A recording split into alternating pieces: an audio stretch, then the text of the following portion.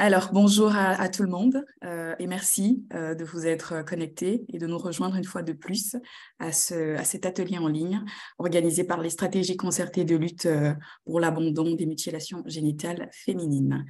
Alors, on va tout doucement s'acheminer vers le dernier atelier en ligne de cette série Psy. Il faut dire que voilà, cette année, on a vraiment eu le temps de pouvoir creuser les problématiques autour de la série Psy, autour des mutilations génitales féminines. Et donc, ça a donné lieu à 5 webinaires qui se sont déroulés une fois tous les 2 mois. Et donc, aujourd'hui, le 6 décembre, on arrive à la fin de ce cycle. Et donc, voilà, on vous proposera l'agenda pour 2023. Alors, sans plus tarder, je vous propose d'entrer dans le vif du sujet, mais avant tout, on va faire un bref rappel de ce que c'est que le réseau pour ceux et celles qui sont nouveaux et nouvelles. Voilà, pour les anciens, vous savez déjà, mais voilà, c'est un petit rituel lors de ces ateliers en ligne. C'est aussi de pouvoir donner un peu plus d'informations sur ce que nous faisons au sein de ce réseau. Alors, aujourd'hui, le 5e atelier en ligne de la série Psy va aborder la question des rapports psy. Il sera question justement de pouvoir voir quels sont les enjeux, mais aussi les bonnes balises et les bonnes pratiques autour de la rédaction de rapports psy. Donc, on pourra justement, avec l'aide de nos intervenants, creuser une série de problématiques, mais aussi une série de questionnements autour de cette thématique qui soulève pas mal de débats au sein de différents professionnels. Et donc, je tiens également à rappeler que ce webinaire, il est particulier parce que, voilà, en dehors des membres habituels des stratégies concertées, donc on a également d'autres professionnels qui se sont joints, qui sont en lien aussi dans l'articulation et en tant que partie prenante aussi de ces rapports-ci, dont nous avons aussi le plaisir d'accueillir toutes les personnes externes au réseau. Alors, quelques petits rappels de consignes. Donc, je vous prie, s'il vous plaît, de bien vouloir couper vos micros lors des interventions. Je vous prie également de mettre votre nom et l'institution à laquelle vous appartenez ou juste votre nom si vous n'appartenez à aucune institution. Je vous prie également, pour ceux et celles qui ne souhaitent pas figurer sur l'enregistrement, de couper votre caméra. Bien entendu, tous les webinaires sont enregistrés et seront disponibles sur le site des stratégies concertées. Donc, ça donne l'occasion aux membres qui n'ont pas pu se connecter de pouvoir revoir ce qui s'est dit. Mais bien évidemment, si on a participé et qu'on a raté quelque chose, c'est aussi l'occasion de revoir. Donc, c'est aussi pour nous un outil qui sera intéressant de pouvoir être visualisé par tous les membres. N'hésitez pas, si vous souhaitez intervenir, à lever la main. Il y aura un moment d'échange qui sera prévu après les différentes interventions. Alors, un petit point sur le réseau des stratégies concertées de lutte pour l'abandon des mutilations génitales féminines.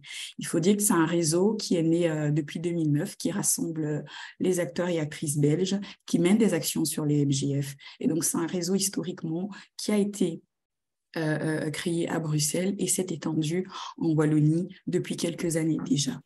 Alors, ce réseau est né d'un constat de terrain des différents acteurs et actrices, ce qui avait ce besoin de coordination des acteurs et actrices de terrain qui menaient justement des actions sur les MGF et la concertation.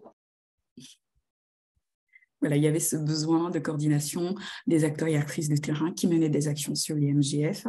Et donc, la concertation s'est tout de suite installée comme solution pour pouvoir justement mieux se coordonner dans ces différentes actions et actrices. Et donc, les objectifs principaux de ce réseau, c'est vraiment d'améliorer la coordination de ces acteurs et actrices, que ce soit à Bruxelles ou en Wallonie, mais aussi, c'est au-delà de la coordination, c'est faire reconnaître ces différentes interventions menées par les acteurs et actrices, par les instances politiques et administratives.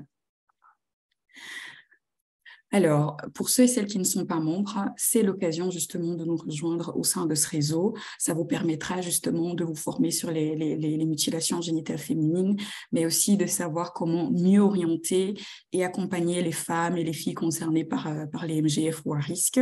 Ça vous permet également de rester informé des différentes actualités, des activités, des ateliers comme ceux-ci en l'occurrence, organisés au courant de l'année par le réseau. Et donc, ça permet également de voir quelles sont les différentes formations qui sont offertes tout au long de l'année.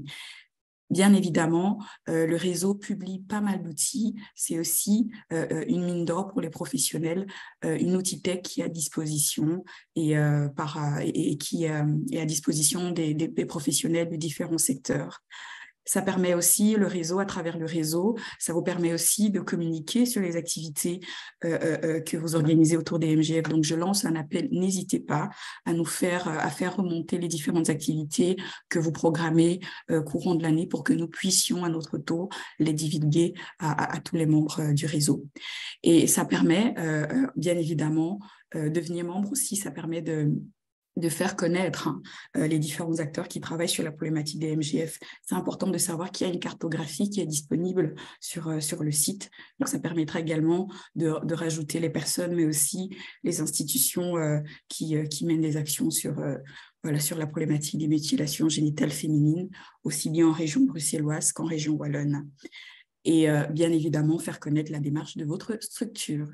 Donc, c'était un petit peu tout pour la note introductive. Je vous propose tout de suite de rentrer dans le vif du sujet.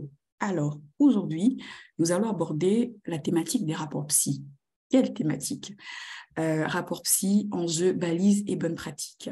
L'objectif de cet atelier, de ces 2 heures que nous allons passer ensemble, ce sera de répondre à un certain nombre de questionnements, à savoir quels sont les enjeux autour de la rédaction d'un rapport psy, mais aussi qu'est-ce qui rend si spécifique la rédaction d'un rapport psychologique d'une femme concernée par une mutilation génitale féminine.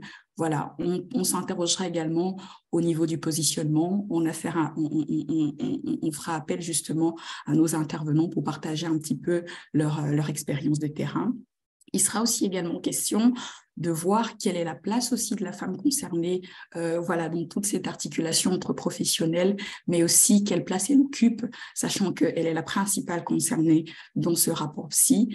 Et justement, il s'agira de partager les bonnes pratiques et aussi les bonnes balises identifiées par les différentes intervenantes présentes ici. Alors, sans plus tarder, je vous propose de présenter nos intervenants. Aujourd'hui, nous avons l'honneur d'avoir Rolando Ewell, qui est psychologue indépendant, qui est également docteur en psychologie.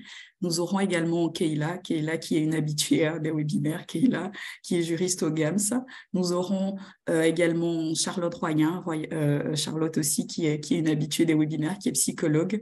Et nous aurons aussi l'honneur d'avoir Awa Cissé, qui est relais communautaire, mais qui interviendra sur un point très particulier qu'on aura l'occasion de vous présenter. Alors, je vais arrêter le partage d'écran. Comme ça, on va laisser place. Alors, un instant que... Tac. Voilà, on va laisser la place à nos intervenants et tout de suite, on va commencer les échanges. Je vois que Rolando est là. Bien, alors, ma première question va s'adresser à Rolando. Rolando, la première question qui me vient à l'esprit, ce serait de savoir quelle est la pertinence d'un rapport psychologique.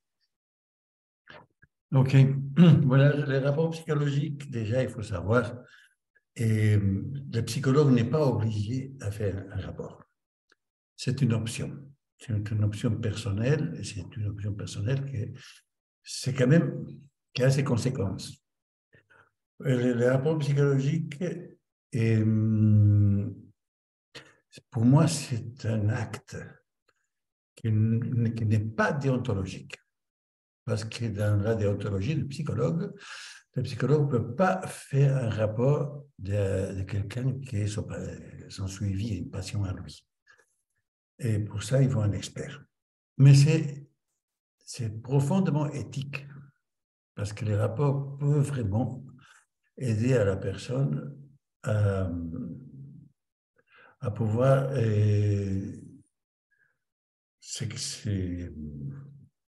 obtenir son statut de réfugié et finalement passer à une autre étape d'intégration dans les pays. Pour moi, le niveau éthique des deux rapports, c'est fondamental. Et je pense quelque chose que m'avait dit une fois mon ami ethnopsychiatre Luc Declercq. En parlant d'une situation d'une personne qui a dû interner avec hallucination, dans un état psychotique, etc.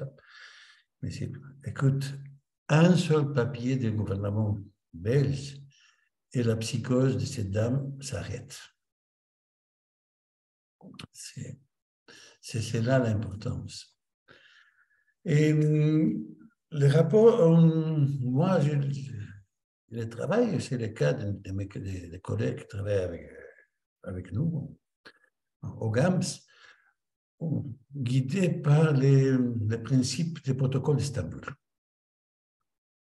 Et quelques éléments que je vais commencer à donner et qui sont assez importants. Quand j'ai commencé avec des rapports, c'était des rapports, j'avais commencé avec l'idée de Léon Cassirs, ancien doyen de médecine psychiatre, qui disait que plus court, c'est mieux.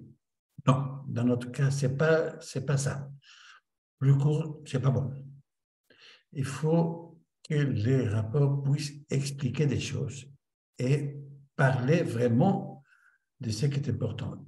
Surtout, l'objectif des rapports, c'est d'une façon, disons, scientifique, pour montrer que le traumatisme de cette personne, de cette dame, a été produit pour ce qu'elle a vécu dans son pays et pas ce qu'elle a vécu dans le parcours migratoire ou en Belgique. Bon, si vous voulez, la cible, c'est ça. Il existe un traumatisme, on constate, on rend compte de ce traumatisme, et le traumatisme a été produit dans les pays d'origine. Ça, c'est pour moi fondamental. Déjà, il faut savoir que, comme c'est mes collègues ici, et au départ aussi, j'ai détaillé l'histoire de la patiente. Non, il ne faut pas. La patiente est responsable de son histoire, il va la parler au CGRA. Le psychologue ne doit pas détailler le récit de l'histoire de la patiente. Par contre, il faut épingler des éléments clés du récit de la patiente qui va nous permettre de faire la liaison avec les symptômes. C'est ça qui est fondamental. Et éviter aussi tous les jargons psy, parce que les rapports ne seront pas lus par un psy. Ça sera lu par des avocats, par des interprètes, par des juges, mais il faut que le rapport explique quelque chose. Donc, il s'agit d'un rapport circonstancié.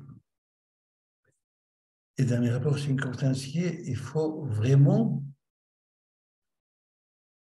transmettre, faire passer le lien entre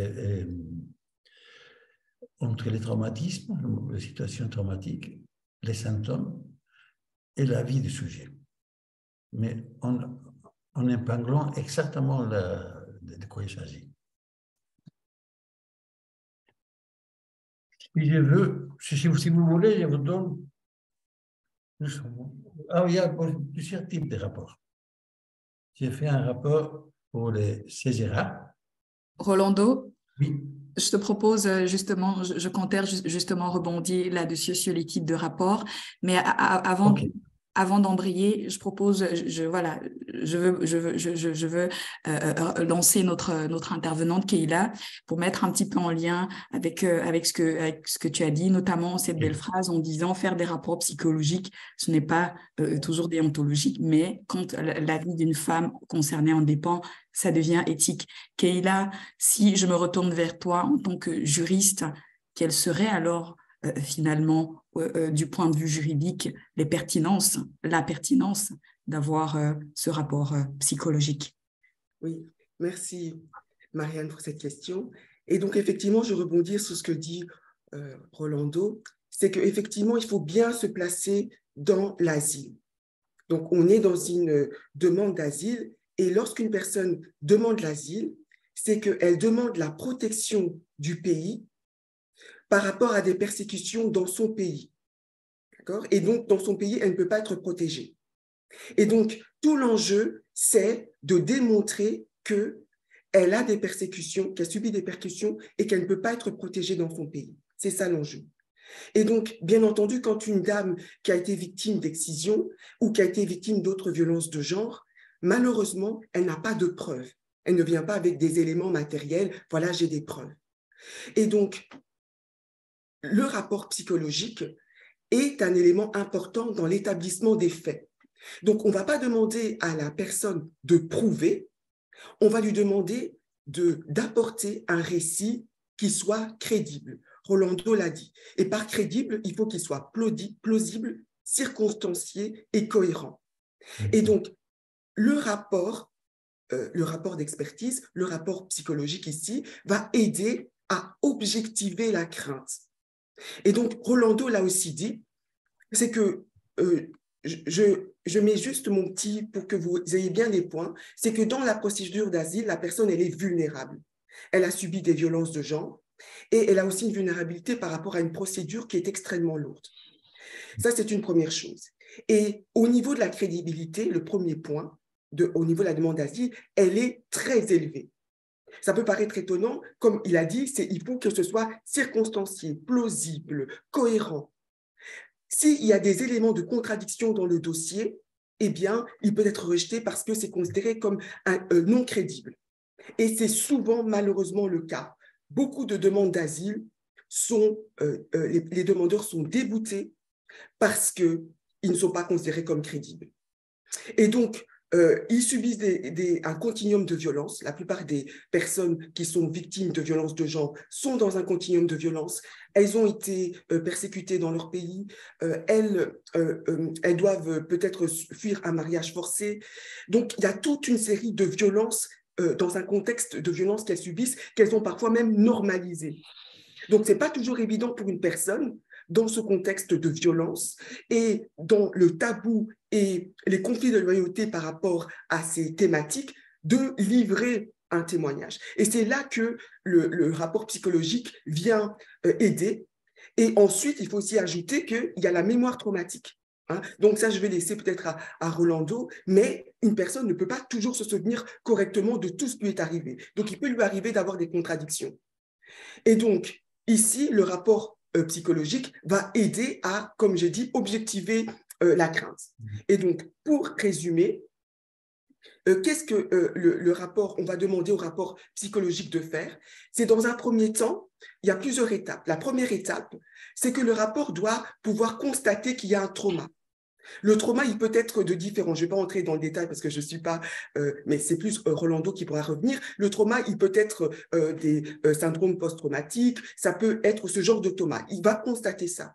Mais comme l'a dit Rolando, il doit pouvoir uniquement constater des choses qu'il peut avoir observées. Il ne peut pas commencer à constater des choses qu'il n'a pas observées. Et donc, venir avec le récit de la dame et dire, par exemple, cette dame, elle dit qu'elle a subi un syndrome post-traumatique parce qu'elle a été battue par son mari forcé après avoir subi l'excision. Il ne peut pas dire ça. Hein, je prends un exemple. Il ne peut pas réellement... En fait, il peut le dire, mais ça ne va pas être pris en considération comme un élément objectif.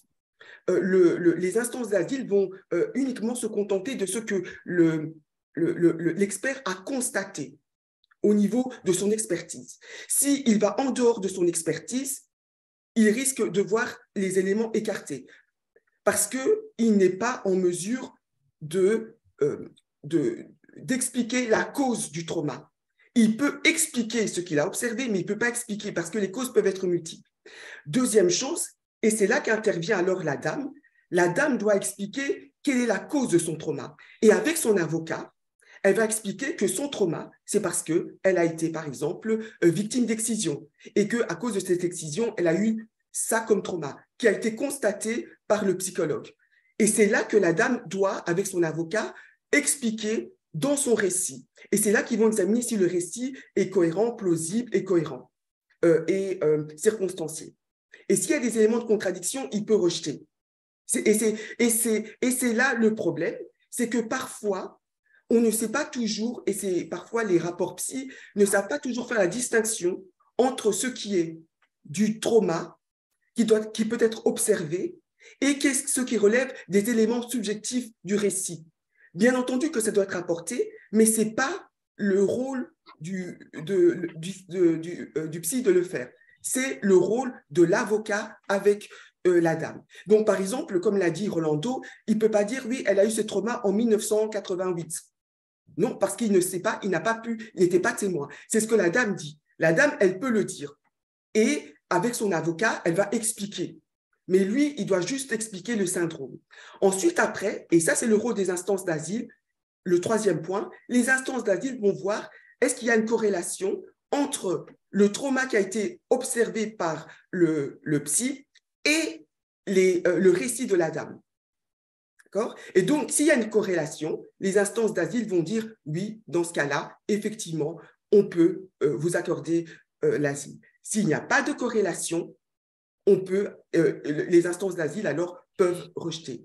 Et donc, c'est surtout à ce niveau-là que parfois, au point où il faut en fait établir les causes du trauma, que parfois le rapport psy déborde et parfois il y a des instances d'asile qui, dans leur arrêt négatif, estiment que le rapport psy n'est pas un rapport qui se contente d'observer les éléments, mais qui est un rapport qui soutient et qui prend la défense de la dame. Et c'est ça le point d'achoppement, c'est ça le problème. Et donc, on va ensuite après voir dans les questions que tu vas poser après, comment renforcer ce rapport psy pour éviter que effectivement les instances d'asile rejettent le rapport psy en disant que vous n'êtes pas assez objectif et ce n'est pas votre rôle d'examiner les causes du trauma, mais plutôt d'observer les éléments qui sont de votre expertise. Merci beaucoup, Kayla. Merci de faire, de faire ce parallèle. Et donc, voilà, tout le grand enjeu autour du rapport psychologique reste, bien évidemment, on est dans le cadre de l'asile, la protection internationale. Voilà, je refais le lien avec Rolando tout à l'heure. Tu parlais justement des différents types de rapports psychologiques et des exigences de ces rapports-là. Donc, justement, ma question tout naturellement va dans ce sens-là. Quels sont selon vous, les différents types de rapports psychologiques que vous avez identifiés et quelles sont les exigences liées à chacun de ces rapports psychologiques?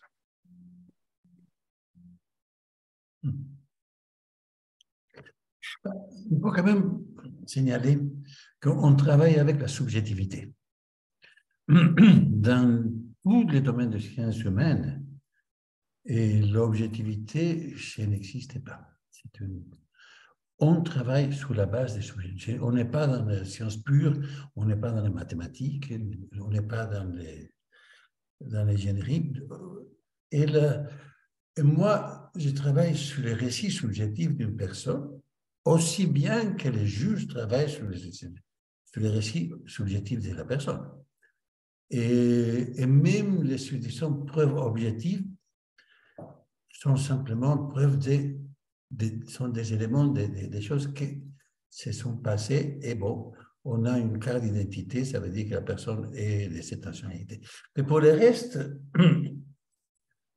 on travaille avec la subjectivité. Mais donc, dans les domaines de la subjectivité, il y a moyen d'épingler des choses qui s'appellent des traumatismes primaires et traumatismes secondaires. Donc, pour la réaction, pour la façon de s'exprimer, pour la façon de structurer le discours de la personne, parce que les psychologues passent 50 minutes avec cette personne 2 fois par mois, avec beaucoup de temps pour pouvoir assimiler ça, on sent que la résonance traumatique plus profonde est liée à les éléments que la personne montre dans son récit, qui sont vécus dans son pays. c'est son excision, c'est les mariages forcés, c'est les choses qu'il a subies dans les mariages forcés, parfois à un âge assez jeune, etc. Et donc, il y a deux choses qui, pour moi, c'est important. Moi, dans mon rapport, je vais montrer peut-être que la personne est en danger si elle rentre dans son pays. Peut-être. Mais surtout, qu'on ne peut pas, même si les dangers, et si vous voulez, entre guillemets, objectifs n'existaient plus, le mari est mort, la personne ne peut pas revenir dans les lieux que les traumatismes se sont produits. C'est ça qui est clé. Et ça, c'est inscrit dans les protocoles d'Istanbul. Et donc, on a bien, il ne peut pas aller rentrer dans son pays parce qu'il est en danger réel, mais peut-être même s'il n'est pas avec un vrai danger réel, il ne peut pas rentrer dans son pays parce qu'il ne peut pas aller à l'endroit où il a vécu des choses atroces et qui, pour cette personne, sont insupportables. Et, okay. Merci pour cette précision, Rolando. Et justement, je te relançais sur les différents types de rapports psy que tu avais commencé à introduire tout à l'heure. OK. Bon, je prends fondamentalement 4. Le premier, c'est les plus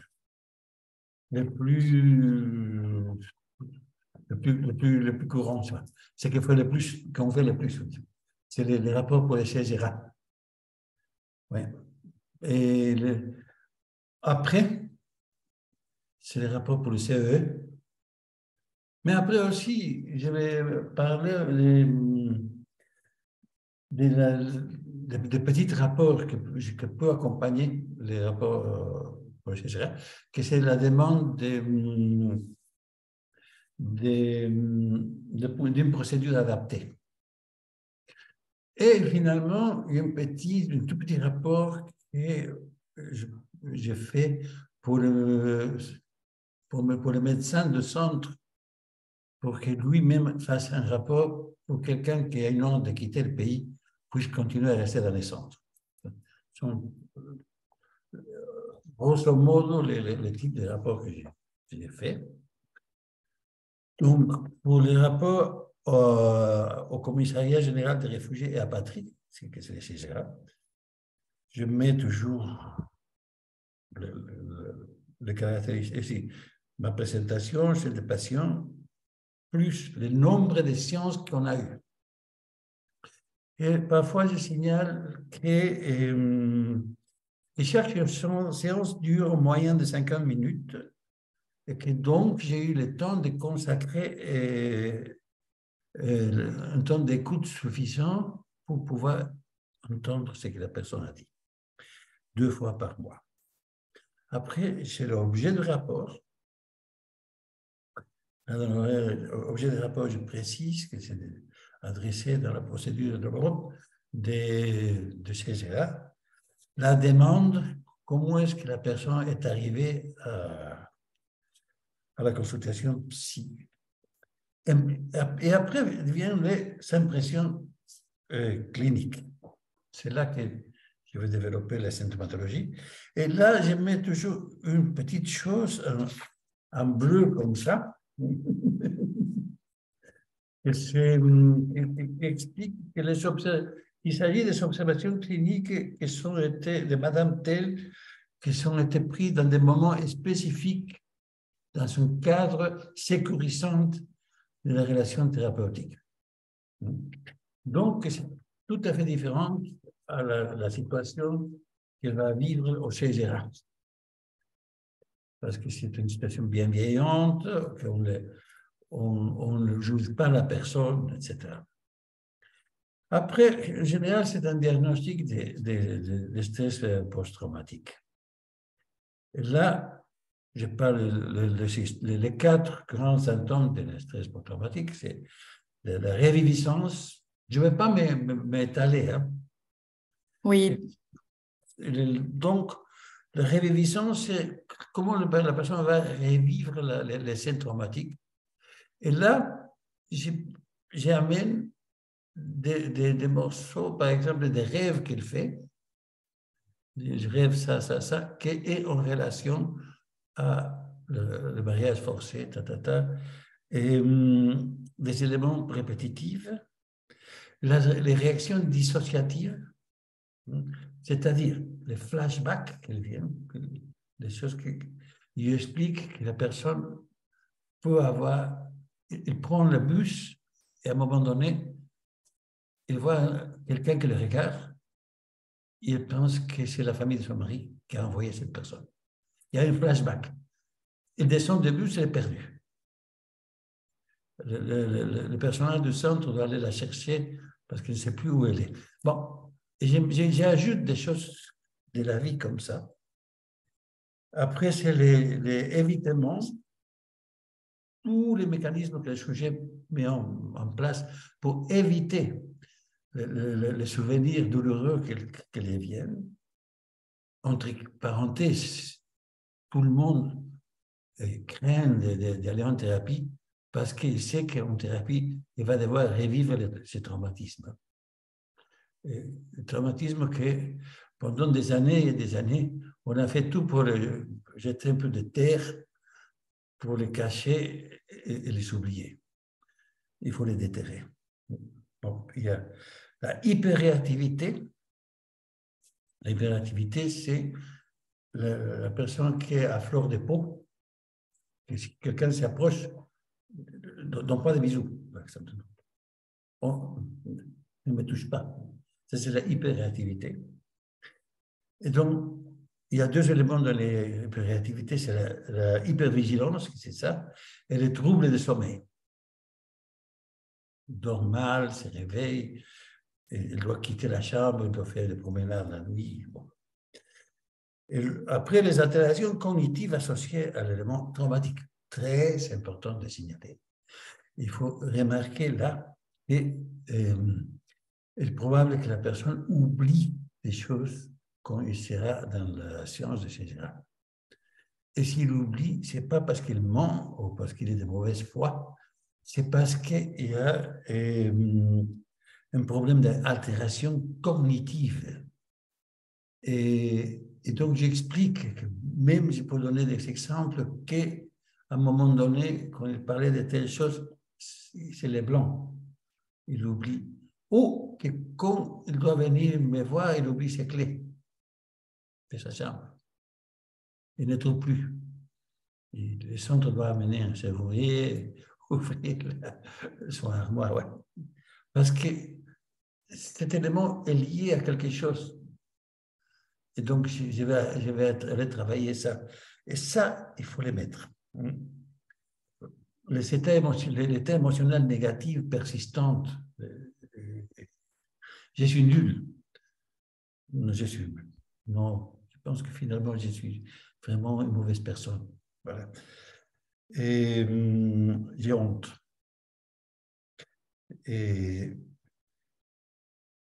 l'incapacité de ressentir des émotions. Quand la personne parle,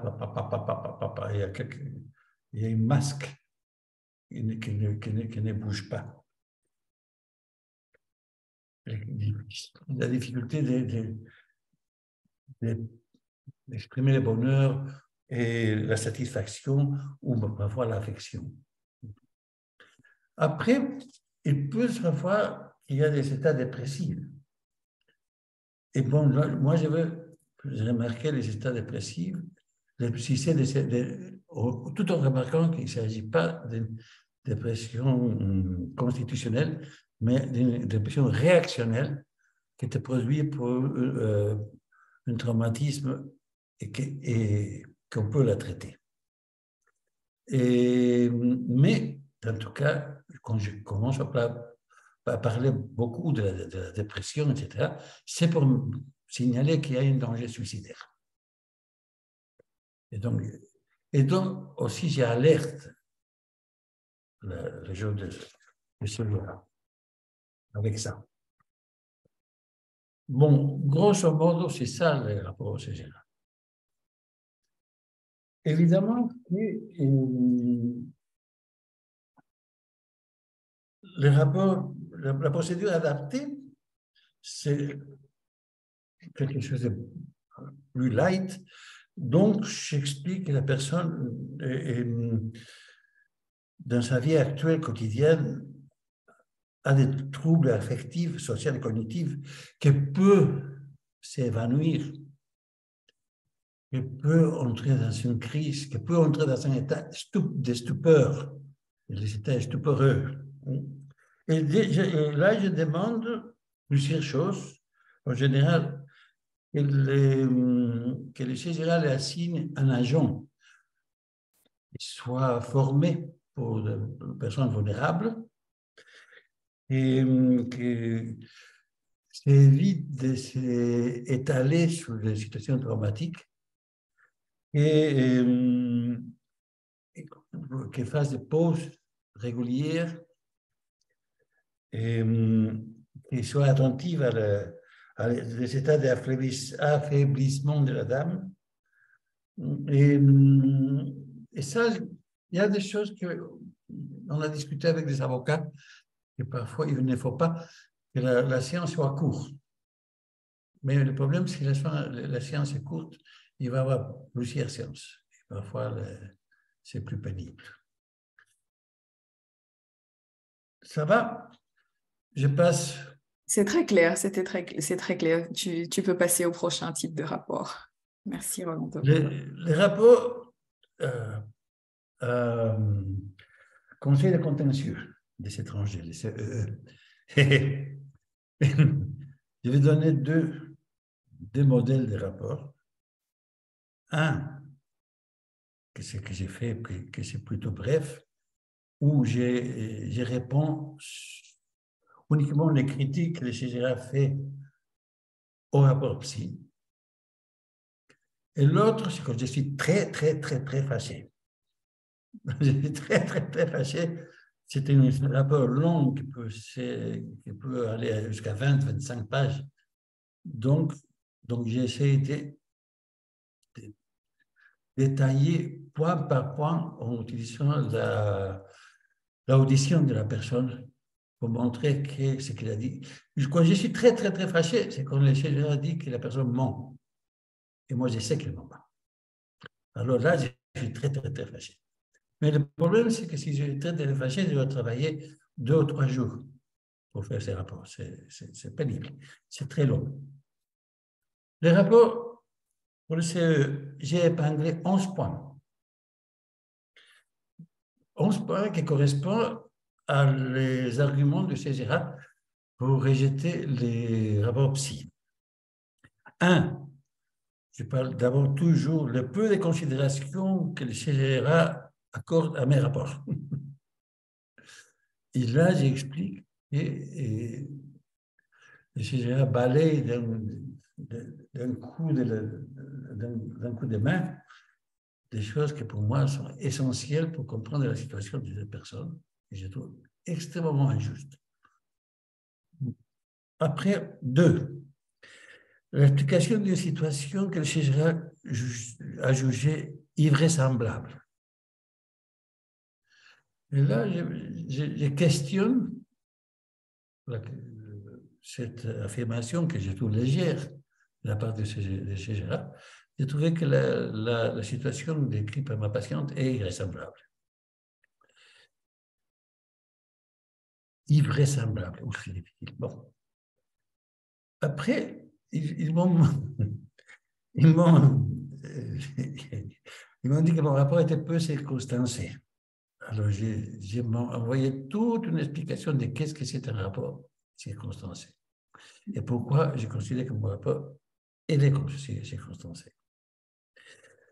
Et peu individualisé.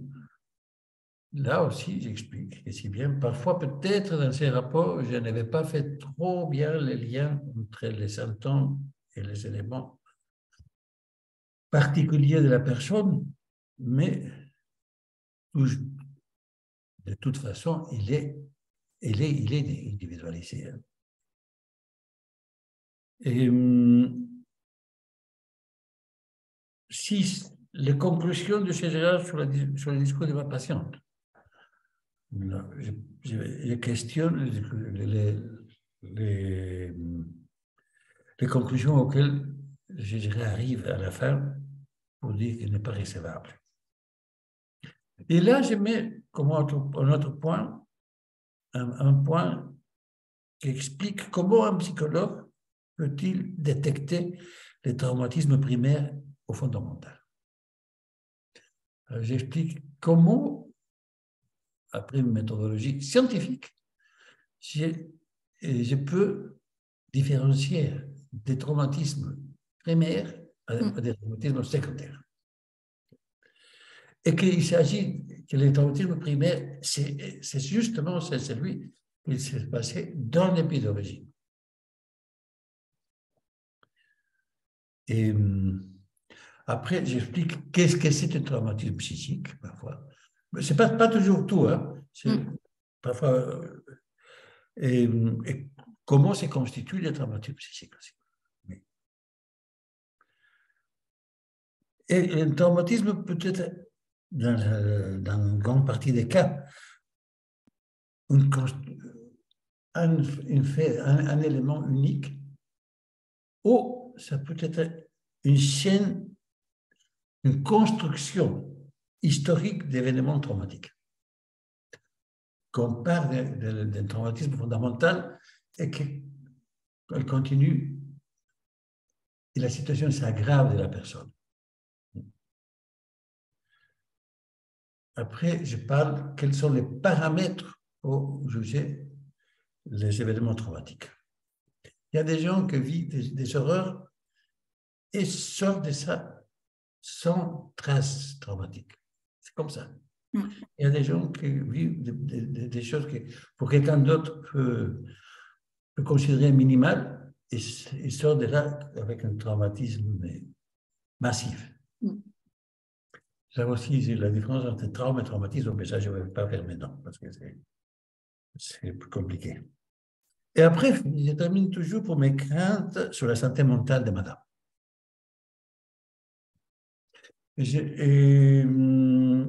dis là qu'après la réponse de chez Gérard, madame était anéantie et ça a coûté plusieurs séances très difficiles pour que madame récupère un peu l'espoir de vivre.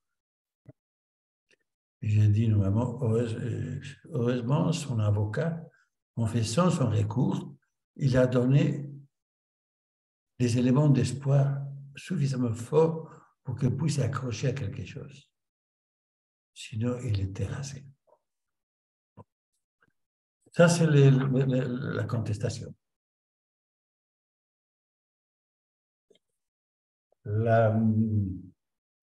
Pour faire une réponse quand je suis fâché.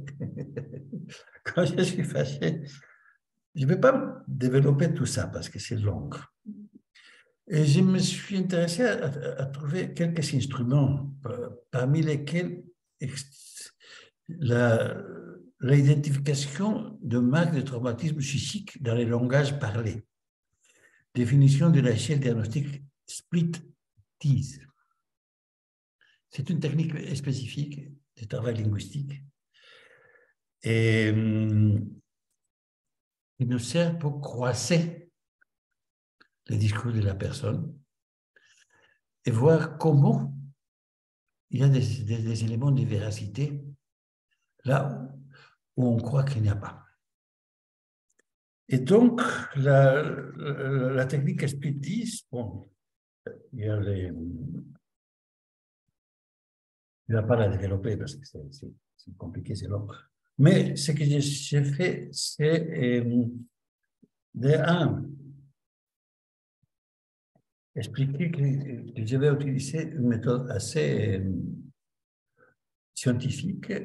Après, je parle du suivi thérapeutique après après la rencontre de chez Gérard. Donc, je parle comment la personne était avant l'audition, après son audition et après le négatif. Donc, c'est ça qui est long. Et la observation clinique, c'est-à-dire que la technique de croisement des données, c'est, par exemple, si quelqu'un a parlé d'une façon très cohérente et linéaire, le discours probablement est faux. Par contre, quand c'est contradit, quand il va trébucher, il va avoir des blancs de mémoire, probablement le discours est vrai. Et là, je prends donc, les observations de l'état psychologique depuis l'audition de César, comment évoluer science après science, comment évoluer l'état symptomatique et après les négatifs.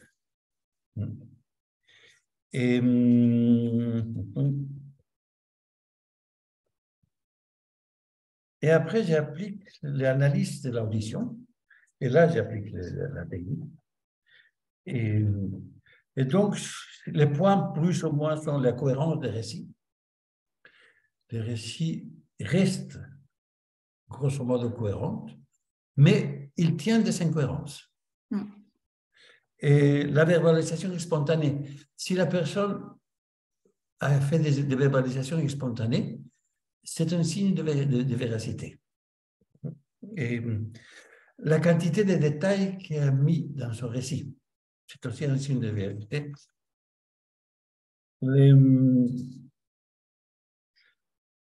Les particularités des contenus de la déclaration. Mais pour ça, dans chaque point, il faut épingler des phrases qui sont extraites du récit de la personne. Hein. C'est ça que ça prend un temps mais mortel. Les détails singuliers.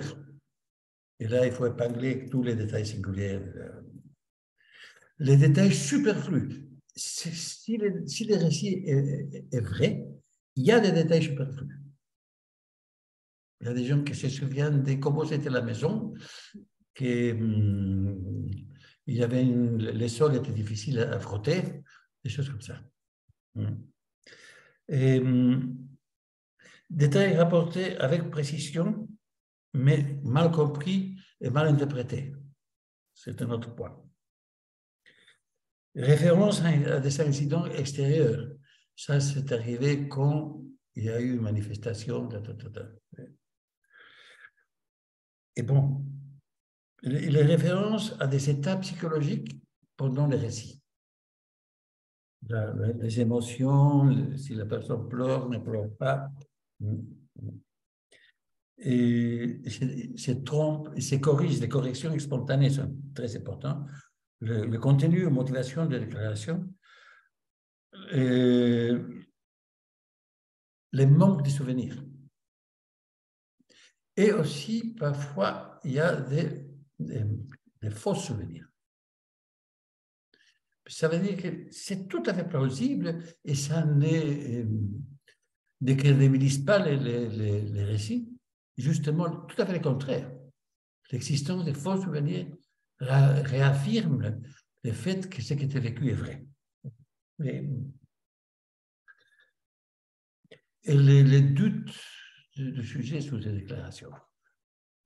Si vous vous rendez compte, c'est justement le contraire de ce qu'en termes généraux, on suppose que c'est vrai. Voilà, c'est plus pour moi, mais j'étais vite, c'était le plus vite possible. Mais c'est ça la caractéristique des rapports.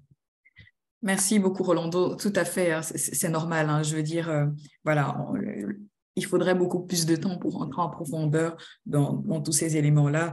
Mais n'hésitez pas, hein, Rolando partagera aussi un certain nombre, voilà, on fera un récapitulatif des différents outils énumérés par Rolando qui seront disponibles à la publication de ce webinaire. Voilà.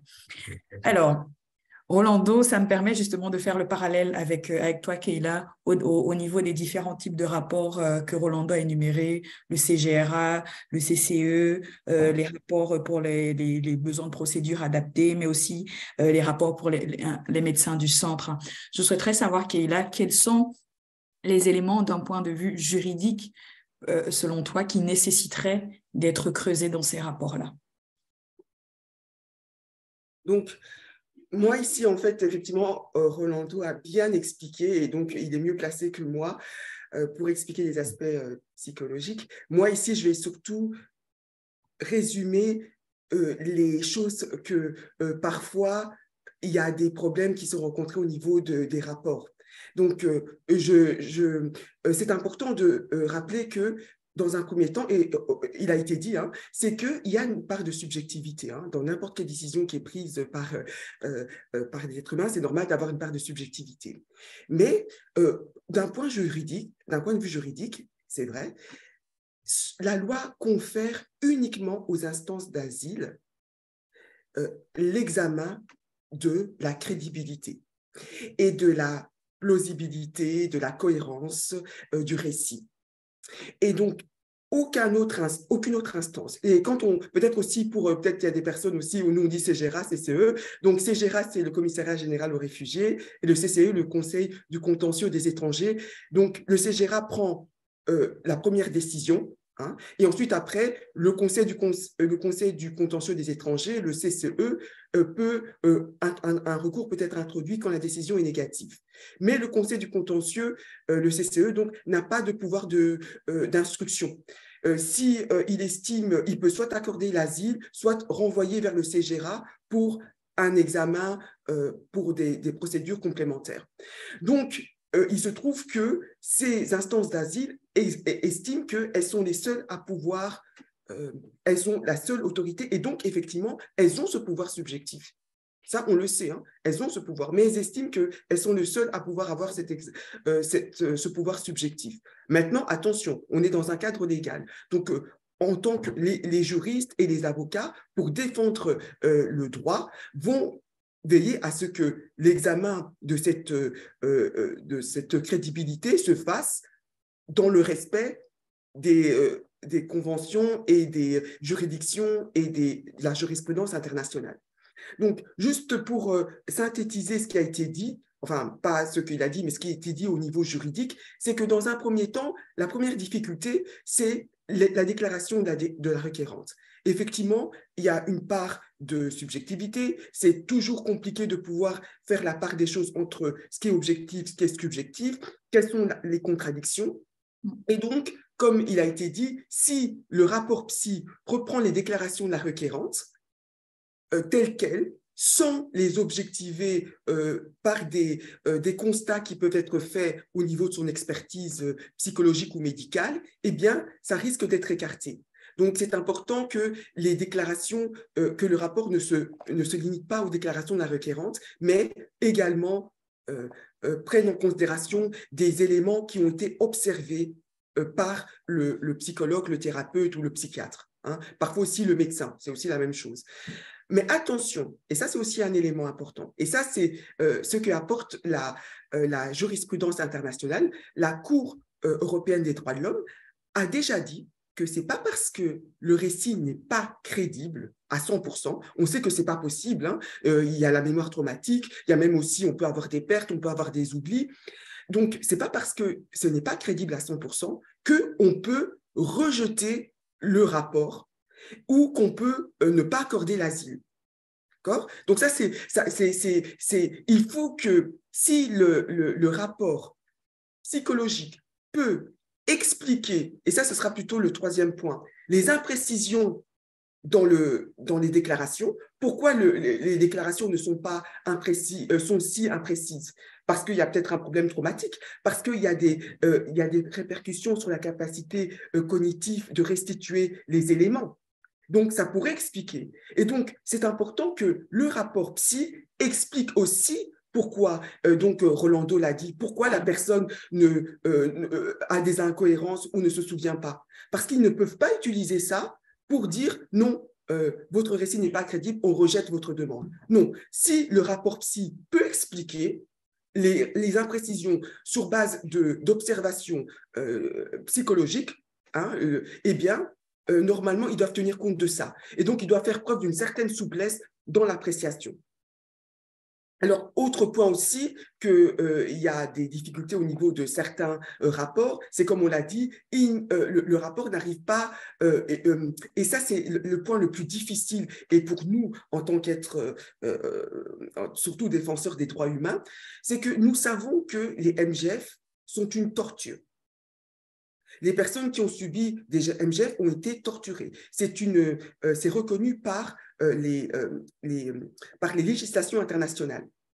Mais au niveau de l'asile, ce n'est pas parce que vous avez subi une torture que vous risquez d'être persécuté en cas de retour dans votre pays. Et c'est ça qui est parfois difficile à comprendre. Et donc, c'est ce lien qu'il faut pouvoir établir. Il faut établir une corrélation. Et donc, parfois, les victimes de torture ne sont pas forcément des personnes qui vont pouvoir bénéficier de la protection internationale parce que leur torture n'a pas, selon les principes, les conditions qui sont prévues par rapport à l'asile, il n'y a pas de conséquences par rapport à un retour dans le pays. C'est surtout le retour dans le pays. Donc, il y a aussi Rolando qui a dit parfois il y a des personnes qui ont subi des traumatismes, mais bon, pour toute une série de raisons.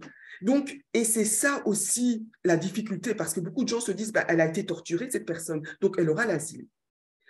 Par contre, il y a aussi, ça c'est le point 2, il y a un élément aussi de nuance qu'il faut apporter, c'est une persécution, et ça c'est quelque chose que on va revenir par après, une persécution. En cas de retour dans le pays, il y a plusieurs définitions. Ça peut être une persécution future, c'est-à-dire que quand tu vas retourner dans le pays, donc une personne, par exemple, qui a subi déjà une excision, si elle retourne dans son pays, il y a une persécution future, elle risque de subir une autre excision, infibulation et autres. Donc ça, c'est un risque futur, persécution future. Mais il y a des persécutions qui sont permanent. Et donc, on va le voir, et Rolando l'a un petit peu introduit, il y a des personnes qui ont des traumatismes qui sont permanents, qui font que le retour dans le pays va leur faire revivre ce traumatisme. Et donc, là aussi, il peut y avoir, on peut accorder l'asile. Donc ça, je reviendrai par la suite, mais c'est important que cette notion de persécution, ce n'est pas une notion qui dit qu'une fois que vous avez été persécuté dans le passé, c'est fini, vous n'allez plus être persécuté. Non, il dit que vous pouvez être persécuté dans le futur, mais vous pouvez, même si vous n'allez pas être objectivement persécuté, mais ce que vous avez vécu est tellement atroce que ça crée une persécution permanente qui fait que vous ne pouvez pas retourner quand même dans votre pays. Donc, voilà les points d'attention lorsqu'il y a un rapport psy. C'est vraiment faire attention qu'au niveau des déclarations, il faut faire attention au niveau des déclarations de la requérante, au niveau de la subjectivité et de l'objectivité. Donc, bien séparer ce qui relève de l'objectivité, du constat qui peut être fait par le thérapeute et ce qui relève du récit. Et seules les instances d'asile sont habilitées à examiner la plausibilité du récit et la crédibilité de ce récit, d'une part, et d'autre part, par contre, le psy peut expliquer, d'une part, la nature du trauma et également pourquoi il y a des imprécisions, quelles sont les raisons pour lesquelles le trauma, l'incidence du trauma sur la capacité de restituer un récit crédible. Et donc, ça peut aussi être un élément, c'est aussi une autre forme de rapport psy qui peut être déposé pour expliquer la raison pour laquelle la personne n'est pas un récit qui n'est pas cohérent, alors que c'est ce qu'on lui demande de présenter un récit cohérent. Merci beaucoup, Kayla. Oui, tu voulais rajouter quelque chose, Kayla? Non, Oui. non, non, je n'ai pas. Ah, d'accord, très bien, parce que j'ai cru que tu voulais rajouter. Merci beaucoup, Kayla, de mettre ces éléments du point de vue juridique en évidence. Je me permets justement de rebondir sur la question de la crédibilité aussi du discours. Il faut dire que c'est aussi une question qui est, voilà, qui est encore en débat quand on sait que qui décide finalement de la crédibilité de ce discours-là et quels sont les éléments que la personne a à sa possession pour déterminer si oui ou non le discours est crédible. Donc ça, c'est également une question sur laquelle le GAMS travaille actuellement. Alors, je fais le parallèle justement avec ce que Rolando, tu disais tout au long des différentes interventions. J'ai cru comprendre, pardon, que tu mettais en évidence voilà certains éléments qui étaient importants de faire transparaître dans les rapports psy. Rolando, je te relance la question de savoir s'il fallait, voilà, on prend ce cadre-là, quels sont selon toi, les balises pour la rédaction d'un bon rapport psy? C'est vrai qu'on a un petit peu abordé de manière détachée dans les différentes questions, mais je souhaiterais qu'on consacre un temps justement d'échange sur les balises. Voilà, si je suis nouvellement psychologue, si je viens nouvellement d'arborer cette casquette-là, je travaille sur la problématique des mutilations génitales féminines et voilà, je fais face à cette exigence de rédiger un rapport psy. Quelles sont, selon toi, les balises pour la rédaction d'un bon rapport psychologique? Déjà, il faut savoir de quel rapport il s'agit. Parce que c'est tout à fait différent les Chaises-Irac et CE. Et dans les rapports au commissariat des réfugiés et apatrides, c'est important, ce rapport va accompagner l'audition. Et donc, là, il s'agit de soutenir la problématique de la personne à partir de ses vécus traumatiques. On va rendre compte des vécus traumatiques de la personne et on va soutenir la déclaration que la personne va faire. Déjà, la première chose, c'est bon, il faut prendre en compte les points de l'histoire de la personne, les épingler pour les associer au système symptomatique. Et des deux, ne pas détailler l'histoire, mettre les points, ne pas détailler l'histoire. Et très important, lire les rapports avec la patiente. Ou laisser qu'elle les lise chez elle et qu'elle revienne pour savoir s'il est tout à fait d'accord avec ce que je dis dans les rapports. Et bon, déjà, il m'est arrivé que moi, j'avais capté et je ne sais pas, qu'il avait quitté Conakry pour aller au Sénégal. Il m'a dit non, non, non, j'ai quitté Conakry pour aller d'abord au Mali. Ah. Alors, si je laisse comme ça, on va entrer en contradiction. Il faut corriger.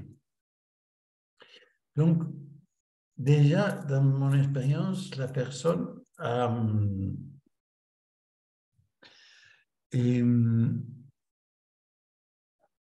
quand il lit les rapports, il va trouver les imprécisions que je peux avoir fait dans les points de son histoire.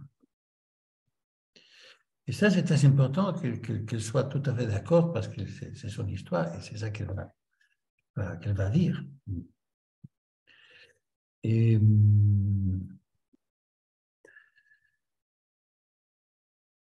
pour le reste, après, il y a la demande des personnes vulnérables. Parce que la demande de personnes vulnérables, il faut prendre en compte 2-3 petites choses. Si c'est qu'on demande au commissariat, et ne va pas être négatif pour la personne. Par exemple, j'avais vu que la session soit courte. Alors l'avocat m'a dit, écoute, si on met ça, la séance va être courte, mais il va y avoir plusieurs séances et ça va être épouvante. Bon, alors. Et spécifier, préciser qu'est-ce qu'il faut pour la demande de personnes vulnérables, des procédures adaptées. Et après, oui aussi, alerter des dangers possibles de la fragilité de la personne. Et il m'est arrivé que le commissaire a pris tellement en compte que lui-même a demandé que la personne soit plus à l'aise, etc. Il a coupé la séance très courte et il a demandé que la prochaine fois, il soit accompagné. Mais mon psychologue ne peut pas venir, l'assistant social du centre ne peut pas venir. Écoutez, faites-vous accompagner par une copine. Quelqu'un de confiance, parce que vous venez d'Arlon. Vous ne pouvez pas, après la déclaration, vous ne pouvez pas partir à Arlon toute seule. Bon. Donc, c'est un agent très bienveillant, finalement. Oui, il faut sensibiliser aussi l'agent avec les rapports. Ça, c'est pour les CGA.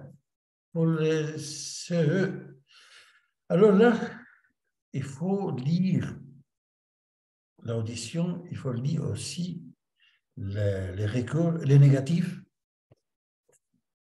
épingler les points sensibles qu'on va discuter de la réponse négative de CGA. Et, si possible, ça je demande toujours, lire les... Parfois, l'avocat m'envoie les recours, ou parfois m'envoie un texte qu'il va faire pour les recours. Et peut inclure des éléments de mon rapport dans son recours. On se met bien d'accord avec l'avocat. Et là, sur cette base-là, on développe les recours, les rapports pour les contentieux. Mais là, c'est aussi très important d'avoir très bonne communication avec l'avocate. Ça, c'est une autre valise importante. Et aussi, les 11 points que j'ai marqués, qui sont les points classiques de contestation de CGA, pour pouvoir réfuter point par point et voir qu'est-ce qu'on va aller dire sur la globalité de la réponse négative. Pour la question du rapport pour les centres, ça va plus sur les symptômes de la personne et la nécessité que la personne reste dans un lieu sûr, connu. Parce qu'il y a 2 objectifs pour les rapports que l'on fait aux médecins de centre. Le premier, qu'ils ne soient pas expulsés du centre. Le deuxième, qu'ils ne soient pas changés des centres. Donc, il faut remarquer que pour la personne à ce moment-là, c'est important de garder sa place dans ces centres, là où il a passé 4 ou 5 ans. Et ça va être complété par les médecins et parfois par le psychiatre aussi. Oui. Et brièvement, c'est le point que j'épingle comme des valises. Oui. Merci. Merci beaucoup, Rolando. Justement, dans ces différentes balises que tu as pu mettre en évidence, on note l'importance justement de relire le rapport avec la femme concernée qui est au centre, finalement, de toute la procédure de demande de protection internationale. Mais également, tu as mis en évidence l'importance justement de ce rapport psy et des exigences à prendre en considération, notamment en cas de vulnérabilité, en cas de danger possible en cas de fragilité de la personne concernée, mais aussi le rôle que joue ce rapport psy dans le sens qui permet de sensibiliser l'agent des instances d'asile. Et donc ça, c'est aussi très important en tant que professionnel de pouvoir avoir ces éléments-là dans la rédaction de son rapport psychologique. Et tout à l'heure, justement, tu parlais de l'importance de travailler avec l'avocate. Ça me permet de faire un petit bond à Keïla, l'importance de travailler avec l'avocat et l'avocate. Et justement, tu proposais justement dans le cadre voilà de ta pratique de terrain, quand l'avocate ou l'avocate envoie son texte, tu justement conseilles à l'avocat d'insérer des éléments de ton rapport pour son recours. Keïla, justement, ça me permet de te poser la question de l'importance de travailler dès cet instant-là avec l'avocat ou l'avocate. Quels sont justement voilà, quels sont tes retours justement par rapport à cette pratique qu'on pourrait épingler de bonnes pratiques? Voilà, je te laisse la parole. Tout à fait. Merci. Donc, en quelques points, Rolando a déjà bien développé. Et donc, il faut savoir effectivement, comme il a déjà rappelé, il y a le protocole d'Istanbul, à ne pas confondre avec la Convention d'Istanbul. Donc, le protocole d'Istanbul, c'est un outil qui a été mis à disposition pour aider à établir des faits de torture, pour que ces faits de torture puissent être recevables devant une instance. Ça peut être un tribunal, ça peut ici, on est dans le cadre de la demande d'asile. Donc ça, c'est le protocole d'Istanbul. La convention d'Istanbul, c'est la convention pour les violences faites aux femmes, ça n'a aucun rapport. Hein. C'est vraiment le protocole d'Istanbul. Et il y a plusieurs, en fait, outils qui ont été développés dans ce cadre de ce protocole, dont un guide à destination des psychologues. Rolando en a fait référence. On va vous donner le lien par la suite. Et il faut vraiment se baser sur cet outil pour établir en fait le rapport psy. Et nous, le GAMS, en fait, dans le travail que l'on fait, nous avons proposé une lettre type pour les avocats lorsqu'ils vont s'adresser au psy d'identifier certains points qu'ils doivent mettre en avant lorsqu'ils sont face à des personnes qui ont subi des mutilations génitales féminines ou des violences de genre. Et donc, juste, je ne vais pas m'étendre et on aura l'occasion de renvoyer vers cet outil par la suite. Et donc, 3 points importants, c'est qu'il faut faire le suivi psychologique le plus rapidement possible. Donc, parfois, ça prend énormément de temps. Il faut ça fait partie des besoins adaptés, comme dit Rolando. Parfois, ces besoins ne sont même pas identifiés. Hein, il y a énormément de dames qui n'ont pas de suivi psy. Et c'est à cause du manque il n'y a pas énormément de psy. Et normalement, le centre d'accueil devrait veiller à identifier les besoins procéduraux de la personne et notamment le suivi psy. Et parfois, il y a des dames qui n'ont pas de suivi psy alors qu'elles en ont besoin. Et donc, le rôle de l'avocat, c'est d'identifier le plus rapidement possible si la dame présente certaines vulnérabilités qui nécessitent un accompagnement psychologique. Ça, c'est une première chose. Et ça, on propose tout de suite d'envoyer cette lettre à l'avocat pour le sensibiliser par rapport à cet aspect-là. Deuxième chose qui est aussi importante, c'est effectivement par rapport au protocole d'Istanbul. Donc, que l'avocat rappelle aux psys, parce qu'il y a des psys comme Rolando qui sont familiers avec le protocole d'Istanbul, mais tous les psys ne sont pas non plus familiers avec. Donc, c'est important aussi que l'avocat rappelle que c'est dans ce contexte-là que son rapport doit être établi. Et donc, il doit bien veiller à établir la compatibilité entre les faits qu'il observe comme thérapeute avec les éléments du témoignage, sachant que ce n'est pas au psy qui relève comment dire, la possibilité de juger si oui ou non ce récit est crédible. D'accord? Donc, si je dis bien, donc, le psy doit effectivement se baser sur le protocole d'Istanbul et donc l'avocat doit lui rappeler ça. Et donc, doit aussi regarder son rapport et voir si effectivement le psy a bien expliqué la méthodologie utilisée, a bien expliqué les fréquences, a bien expliqué les constats comme l'a fait Rolando. Ici, avec un psy comme Rolando, c'est plus simple, hein, mais parfois, il y a des avocats qui ont des psys qui ne sont pas forcément familiers, qui sont plutôt dans le suivi et moins dans un rapport psy pour établir des faits. D'accord? Donc, ça, c'est une chose aussi qui est très importante aussi que le psy doit faire.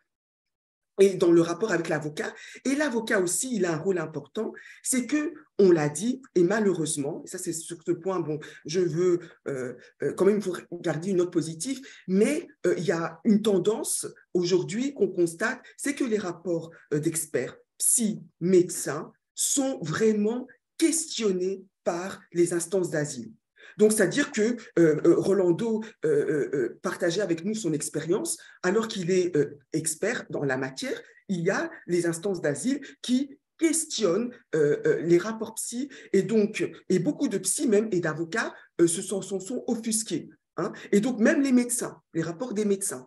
Donc, je ne sais pas si vous connaissez Constat, alors qu'à l'époque, c'est une instance en fait qui fait des constats médicaux par rapport à des victimes de torture. Eh bien, aujourd'hui, en fait, on constate que ces rapports de constat sont aussi questionnés, voire parfois écartés. Donc, c'est une tendance qu'on est en train d'observer aujourd'hui. Donc, l'avocat doit effectivement être là pour veiller à ce que le psy, quand il est peut-être moins familier avec cette thématique-là, puisse bien s'inscrire dans le cadre du protocole d'Istanbul et relever tous les faits tous les éléments que Rolando a déjà bien développés, mais également l'avocat va pouvoir contester l'appréciation qui a été faite par les instances. L'avocat peut se référer d'abord à des procédures qui permettent d'introduire le bénéfice du doute, hein, qui permettent d'introduire le fait qu'un rapport psy est un début de preuve, un commencement de preuve. Donc, il y a une présomption de discrimination. Et donc, c'est alors aux instances d'asile de démontrer qu'il n'y a pas de risque et de persécution. Donc, ça, c'est le rôle de l'avocat de faire ça, d'introduire ces éléments. C'est le rôle d'avocat de pouvoir expliquer avec la dame les raisons pour lesquelles le récit, comment le récit se présente. Ça, c'est vraiment, le psy doit moins le faire, mais c'est vraiment l'avocat qui doit expliquer pourquoi le récit se présente de cette manière et pouvoir travailler à structurer le récit avec la dame. Et enfin, l'avocat peut se référer à des décisions qui ont été prises par la Cour européenne des droits de l'homme et qui rappellent que même s'il y a des éléments, il peut y avoir des contradictions, des choses qui ne sont pas crédibles dans le récit, s'il y a un rapport psy, il ne peut pas être écarté et on ne peut pas juste dire la défaillance du récit, le rapport psy ne permet pas de restituer la défaillance du récit. Ils ne peuvent pas juste se contenter de dire ça. Ils doivent eux-mêmes alors apporter des preuves, faire même une contre-expertise, ce qu'ils ne font jamais. Ils ne font jamais, parce qu'il faut savoir qu'à l'époque, il y avait une cellule psy au niveau du CGRA, il n'y en a plus. Maintenant, ils vont créer une autre cellule qui doit examiner la vulnérabilité donc, des personnes, mais c'est pour vous dire que les rapports psy ont quand même été le parent pauvre. Donc, ils ont beaucoup subi d'attaques. Et donc, c'est ça que l'avocat va apporter. Et donc, finalement, se référer à la Cour de justice, la Cour européenne des droits de l'homme, il y a une jurisprudence importante pour rappeler que les rapports psy doivent être pris en considération et constituent en fait des éléments qui permettent d'apporter un début de commencement de preuve qu'il y a bien une persécution que la dame a subie. Merci, merci beaucoup Kayla, merci de mettre justement en évidence justement ces éléments. Ça me permet aussi voilà, de rebondir. Depuis ce matin, je fais beaucoup de mots. Je bondis entre les différents intervenants, mais en fait, voilà, ça bout dans mon cerveau et donc du coup, ça fait pas mal de parallèles. Et tout à l'heure, justement, Kayla, tu parlais justement voilà, de la question de risque futur. Et donc, je me demande, alors, au début de ce webinaire, on disait, voilà, le cadre, l'enjeu principal autour du rapport psy, c'est la demande de protection internationale. Et dans les différentes interventions, en mettant en évidence les persécutions, le traumatisme vécu, futur. Et donc, on pourrait se dire, voilà, on est en train de projeter un risque futur, on se projette un risque futur. Mais dans le cas inverse, voilà, s'il n'y a plus de risque futur, par exemple, pourquoi est-ce que le rapport psy reste important pour démontrer que la personne ne peut pas retourner dans son pays? Je donne d'abord la parole à Rolando et ensuite je reviens vers toi, Kayla. Rolando, tu as la parole. d'abord, un petit commentaire sur ce qu'il vient de dire.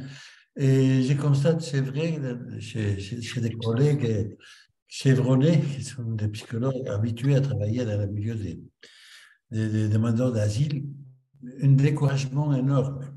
Je connais des collègues qui ont décidé d'arrêter de faire des rapports, simplement. Ils se concentrent sur un soutien et l'accompagnement de la personne au CGA, ce qui est bien pour un soutien psychologique, mais c'est rien pour la procédure. Hein. Et je suis en train de plaidoyer pour que mes collègues ne se fatiguent pas. et bon, il faut trouver de façon créative de nouvelles manières de structurer les rapports et de les exprimer d'une façon ou d'une autre, parce que sinon,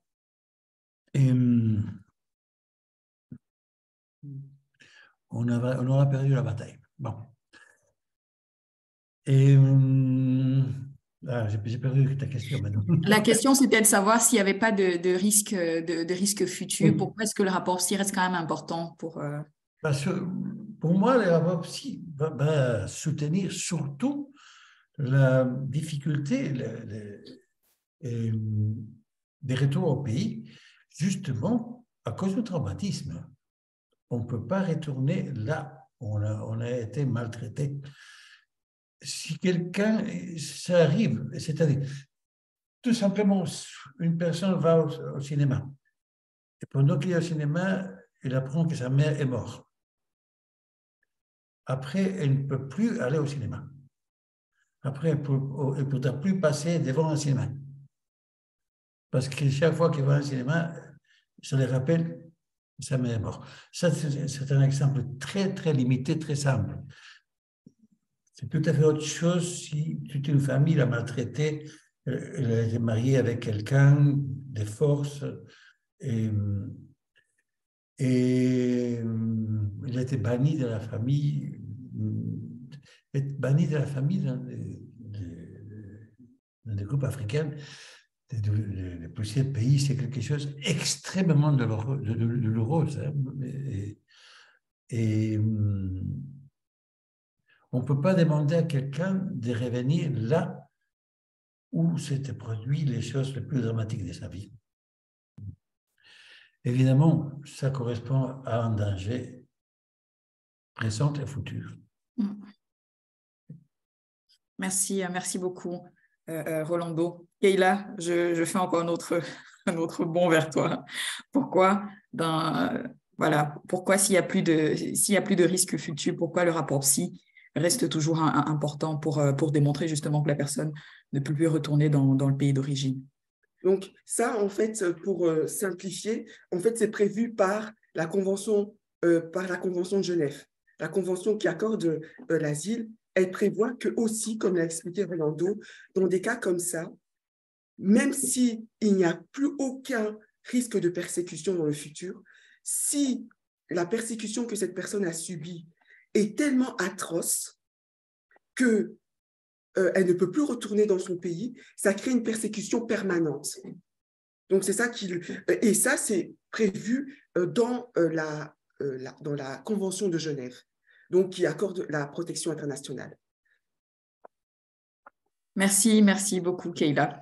Et donc, justement, ça permet d'introduire nos prochaines invités, à l'instar de Charlotte Royen et Awa Cissé. Je voulais juste préciser que pour cette deuxième partie, on souhaiterait justement faire un lien avec ce qui vient d'être dit, justement le cas où il y aurait plus de risques futurs, mais que le rapport psychologique reste toujours important. Et donc, on vous propose un cas pratique qui a été justement suivi par Charlotte Royen, qui est également psychologue au GAMS, dans ce cadre-là, avec Madame Awa Cissé. Mais voilà, pour poser un petit peu le cadre, Charlotte Royen est la psychologue de Madame Awa Cissé dans ce cas.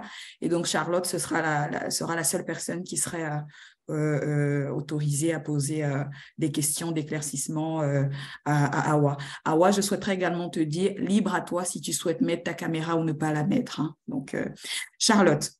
Voilà, vu qu'on a fait cette brève introduction, tu es psychologue au sein du GAMS Belgique et dans le cas d'un dossier qui fait lien avec la précédente question, je souhaiterais savoir un petit peu, est-ce que tu peux nous expliquer un bref rappel du contexte du cas du dossier de Madame Awa Cissé ici présente. Merci.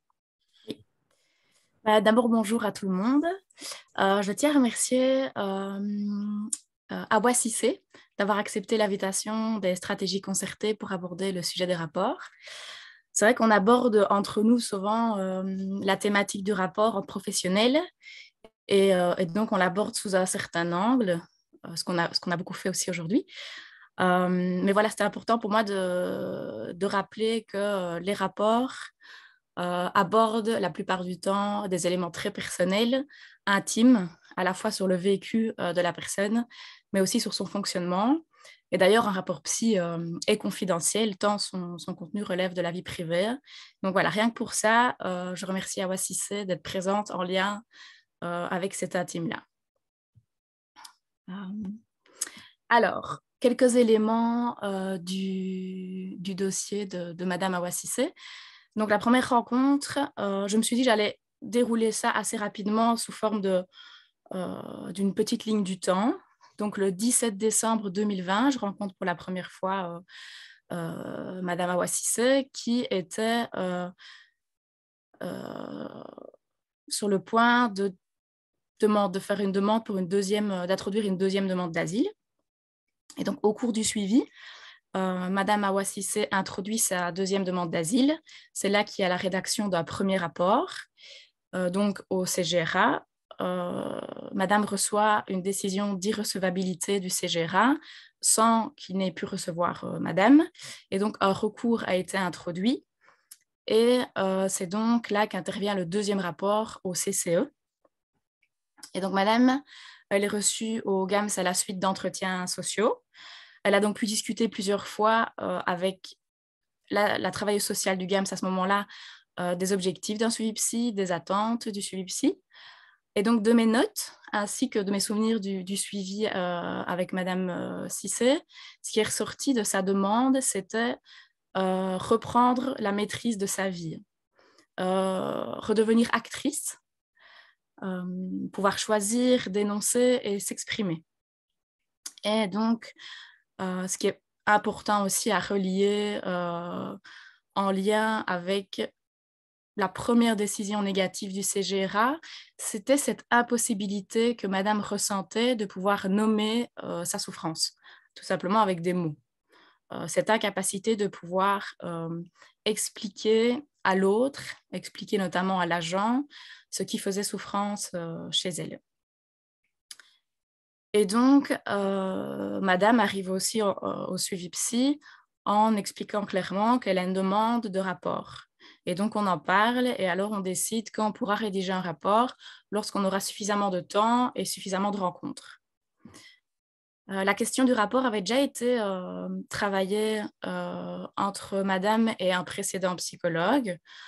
En tout, donc ça veut dire que pour la première demande d'asile, il y a déjà eu un rapport.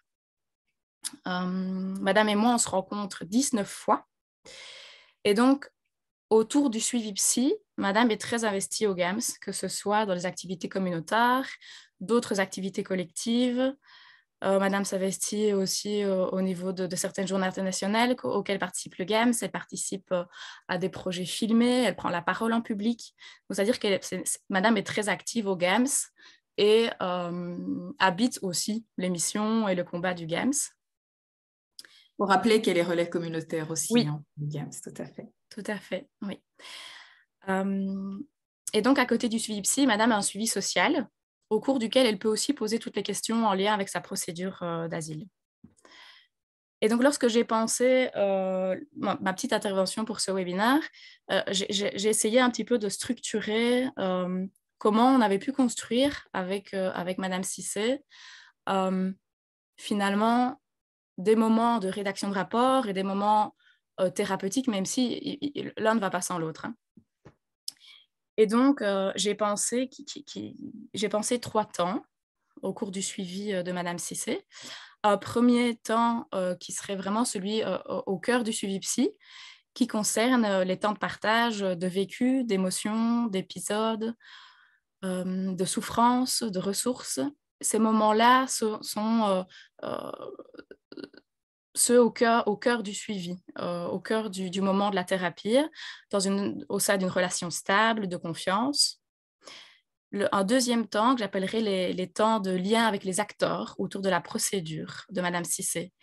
Ce deuxième temps vont être amenées les questions de qu'est-ce qu'il en est de ta procédure, où est-ce que tu en es, qu'est-ce que tu peux m'expliquer de cette décision négative, à tel rendez-vous social, juridique, de quoi avez-vous pu travailler, sur quoi êtes-vous revenu, quelles sont tes craintes à toi, quelles sont tes questions. Alors de mon côté, ça va être, voilà, moi j'ai pu échanger avec ton avocate à tel sujet, voilà ce qu'on a pensé, qu'on pouvait peut-être investiguer. Qu'est-ce que tu penserais d'un rendez-vous social où tu pourrais peut-être aborder davantage ça? C'était le moment aussi pour que Madame Cissé puisse me dire, j'ai rendez-vous chez le médecin qui va pouvoir établir un rapport médical sur telle et telle séquelle. Et puis un troisième temps qui est celui en lien avec la rédaction des rapports. C'était un petit peu, en tout cas dans le suivi de Madame Cissé, c'était vraiment des moments qu'on pouvait objectiver. C'est-à-dire de telle séance, on va vraiment... moi, je vais me permettre de te poser des questions plus précises, avec plus de détails sur tel moment ou tel symptôme que tu m'as amené. Certaines questions pouvaient être intrusives à certains moments, et ça, on pouvait le nommer et prendre le temps. Et je pense que ce qui a permis, quand je dis intrusive, c'était que ça pouvait être des détails qui n'étaient pas toujours évidents à amener pour Madame Cissé. Et je pense que la relation thérapeutique a permis de pouvoir amener ces éléments-là pas toujours évidents à amener. Et donc, je prenais beaucoup de précautions pendant ces temps en lien avec la rédaction de rapport. Et donc, on rajoutait du temps, on prenait... voilà, on pouvait se dire, non, aujourd'hui, finalement, on ne va pas aborder ça, on va peut-être attendre la semaine prochaine pour le faire. Et donc, voilà, je pense qu'à certains moments, peut-être pas de façon très claire, mais on passait d'un temps à l'autre. Et je pense que c'est le mix de ces 3 temps qui ont permis de rédiger à la fois un premier rapport sur le fonctionnement général de Madame, ainsi que sur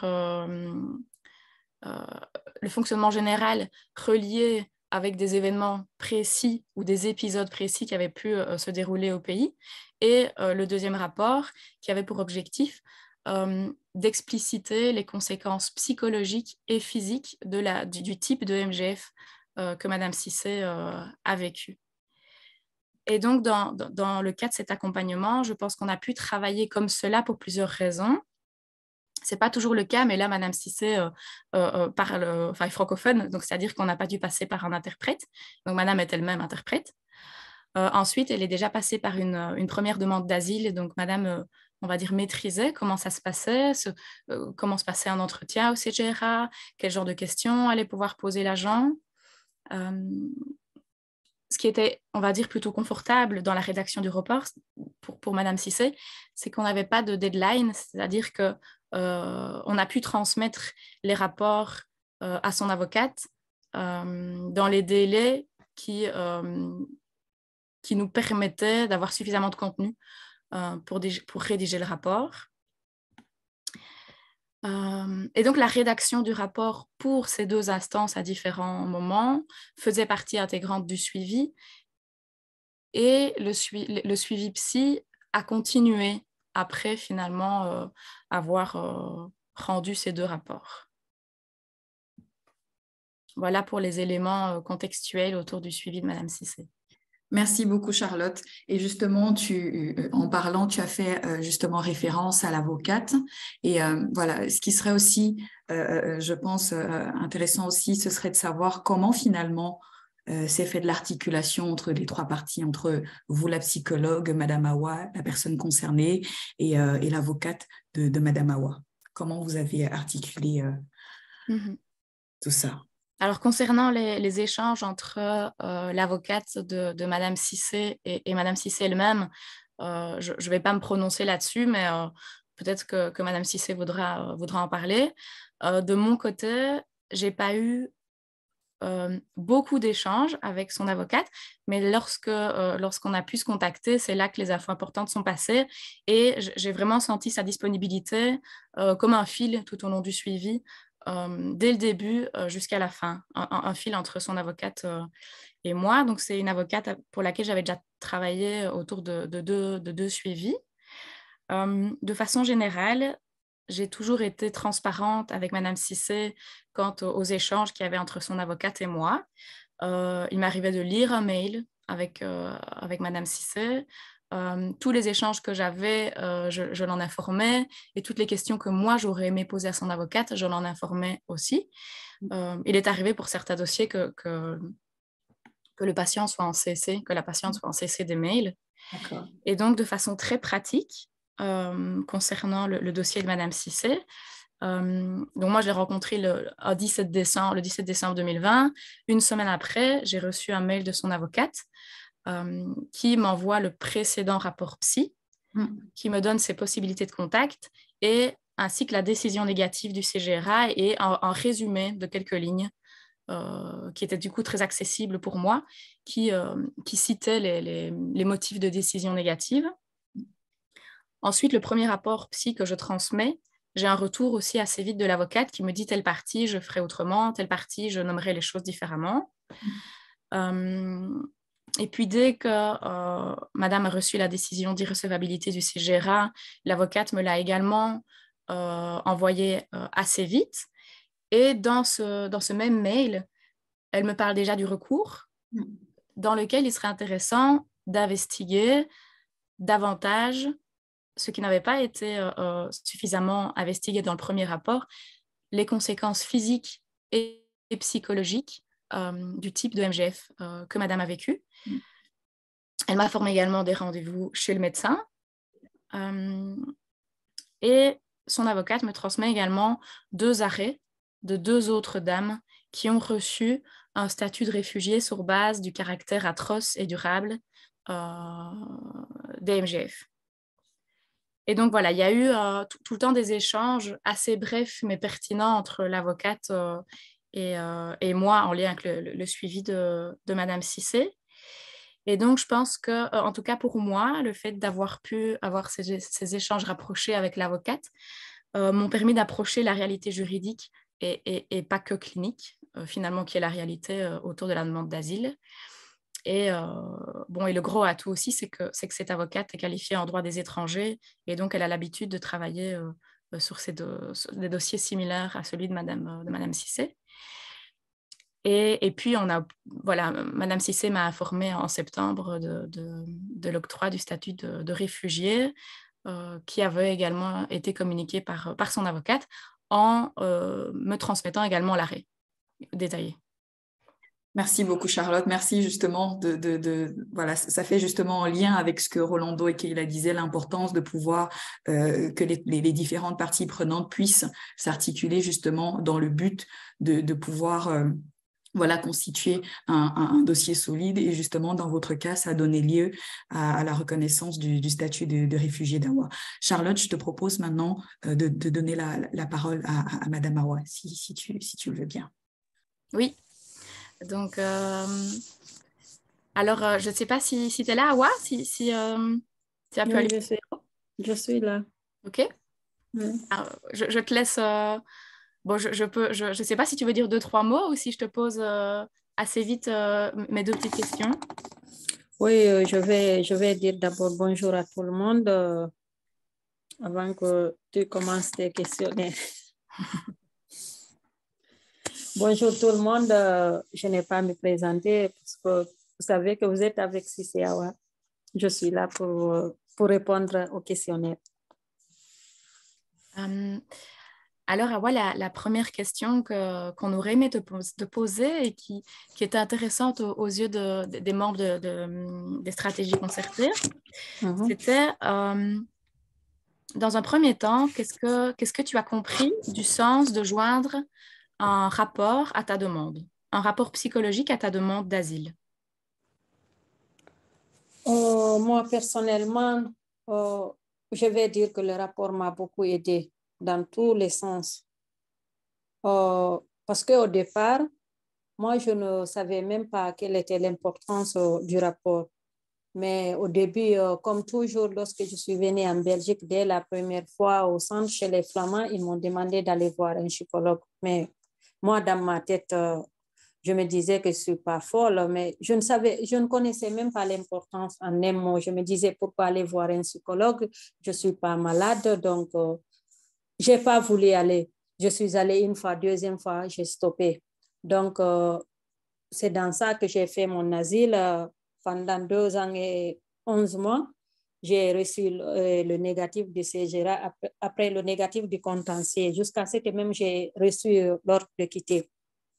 De là-bas, maintenant, je suis sortie du centre, comme tu le sais déjà, je t'avais expliqué.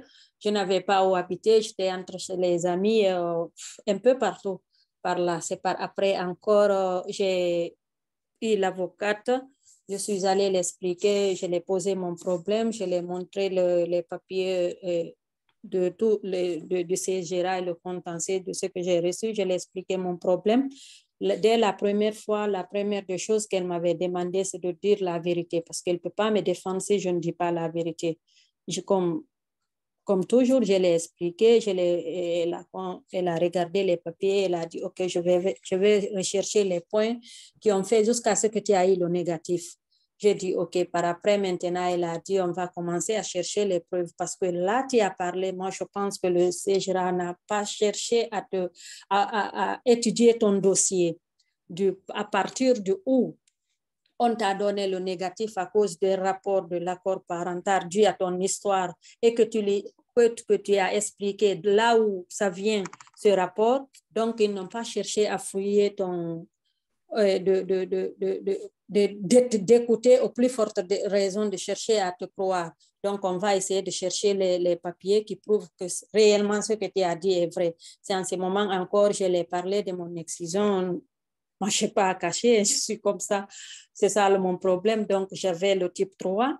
Donc, dès que je l'ai dit ça, elle m'a dit, comment est-ce que tu as le type 3 parmi les rapports que tu as déposés? Au début, il y avait le type 3. Deuxièmement, tu as le type 2. Je dis, bien sûr, dès le départ, moi, j'avais le type 3. Je l'ai expliqué comment encore j'ai eu ce type 3. Malheureusement, ça a été falsifié au docteur, au cabinet du docteur Kaye, chez ma vie. Par après, elle-même, elle a demandé à ce que je me retourne là-bas. Donc, je me suis retournée.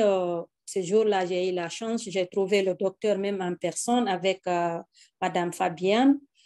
Et elles m'ont posé la question. Donc, j'ai répondu. Je les ai dit les séquelles que j'ai, toujours les cicatrices. Donc, par après, ils m'ont consulté. Ils ont vu réellement ce que je les ai dit. C'est une réalité. Donc, ils m'ont fait le rapport. Elle a dit, d'ailleurs, c'est un grand pas, le fait que tu as ça, parce que là, à partir de là, ça peut t'aider pour ton asile. Elle m'a demandé encore si je vois un psychologue. Je dis, au début, non. Tout dernièrement, quand j'ai quitté au centre, je suis allée aussi au Monde des possibles.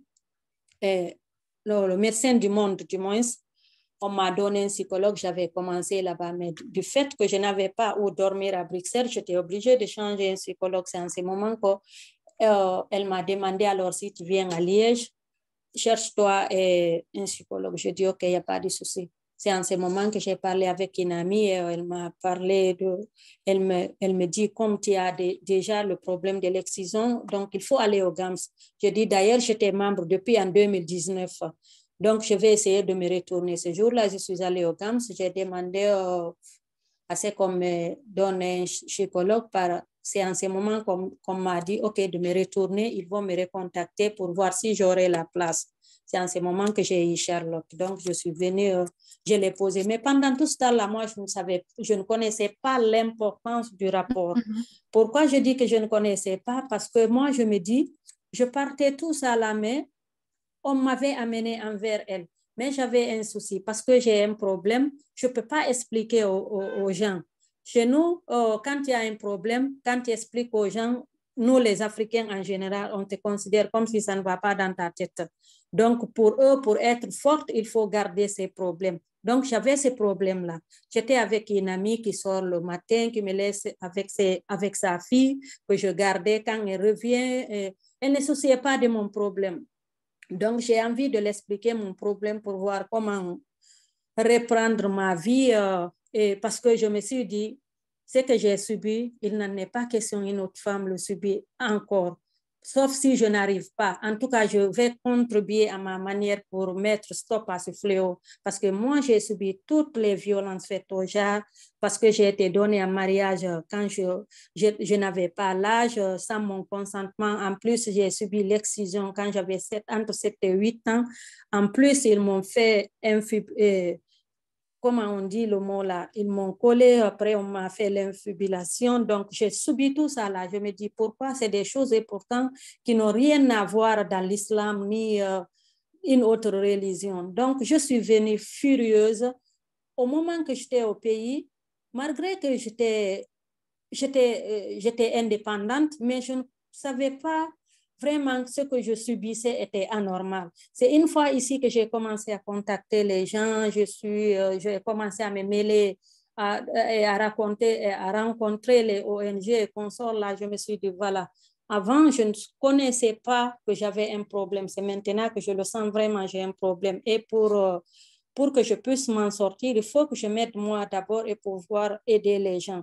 Parce que quand j'ai envie de raconter mes problèmes, avec même une amie avec qui j'étais d'accord, finalement, elle me fuit et elle me dit, non, toi, tu ne peux pas garder tes secrets, je ne peux pas m'approcher de toi, sinon tu vas dévoiler mes secrets.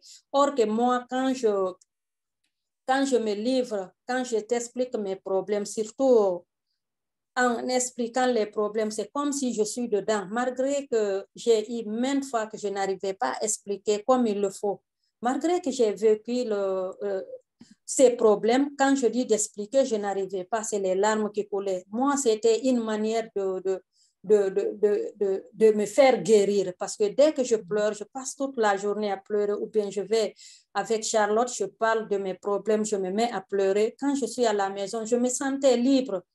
Je me dis, voilà, au moins il y a une personne qui me croit, même si elle ne me croit pas, au moins j'ai quand même gagné une personne qui m'écoute. Donc je me dis, c'est une chance d'avoir quelqu'un qui m'écoute. Peut-être, même si je n'ai pas de solution, mais quand même j'ai un petit temps pour pouvoir au moins résister. Parce que vraiment, j'étais fatiguée, je me sentais fatiguée, j'étais troublée, j'avais la peur, même si j'ai eu la peur, plus que même la peur que je ressentais quand j'étais au pays. Je me sentais dans l'insécurité, même si je vois un agent, j'avais peur, je me dis, est-ce que j'ai gâté quelque chose? Mais bon, comme j'ai reçu l'ordre de quitter, il se peut que le monsieur là me prend, il me ramène au pays, or que je ne dois pas aller là-bas. C'est interdit pour moi, sinon je risque de mourir, ça c'était obligatoire. Donc j'avais la peur. À un moment donné, je me suis dit, même ce que j'ai subi ici, c'est comme si c'était à un moment donné plus fort que ce que j'ai subi avant. Parce qu'au moins avant, je me suis dit, malgré tout, ça fait partie de notre tradition. Rester dans le problème, c'était un problème commun. Mais maintenant, tu es seul, je ne sais pas. Je dis, même si quelqu'un t'accuse, tu ne peux pas répondre. Je me suis rencontrée avec plein de problèmes. Mais à partir d'où j'ai commencé à voir le psychologue, ça a diminué les choses et c'est le même rapport qui m'a porté fruit, parce que je ne vais pas vous mentir, moi, je vais dire qu'elle m'a compris. Du fait que j'ai voulu renier mes mots, à un moment donné, je n'arrivais pas. Quand je commence à parler, c'est les larmes qui coulaient. Elle m'a compris. Ce que je l'ai expliqué aussi, j'ai expliqué aux médecins. Donc, moi, je vais dire que ça m'a aidé, parce que c'est à travers ça qu'ils m'ont recommandé avec d'autres médecins encore. Ils ont trouvé réellement, ils m'ont examiné, ils ont vu tout ce que je les ai dit, au moins, ce n'était pas du mensonge, je les séquestre. Je te remercie, Awa, pour tout ton partage. Et je te remercie aussi parce que tu as répondu, tu as été super complète. Donc, tu as répondu aussi à notre deuxième question. Donc, Marianne, je ne sais pas si tu as autre chose à rajouter pour Awa. Non, Awa, tu as été, voilà, merci beaucoup pour ce partage. J'ai rien d'autre à rajouter. Je te remercie, Charlotte. Merci beaucoup.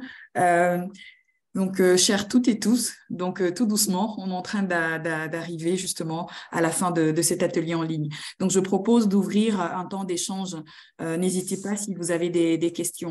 Alors, je vois déjà que dans le chat, il y a 2 questions. Est-ce que si on travaille à l'étranger, on peut devenir membre?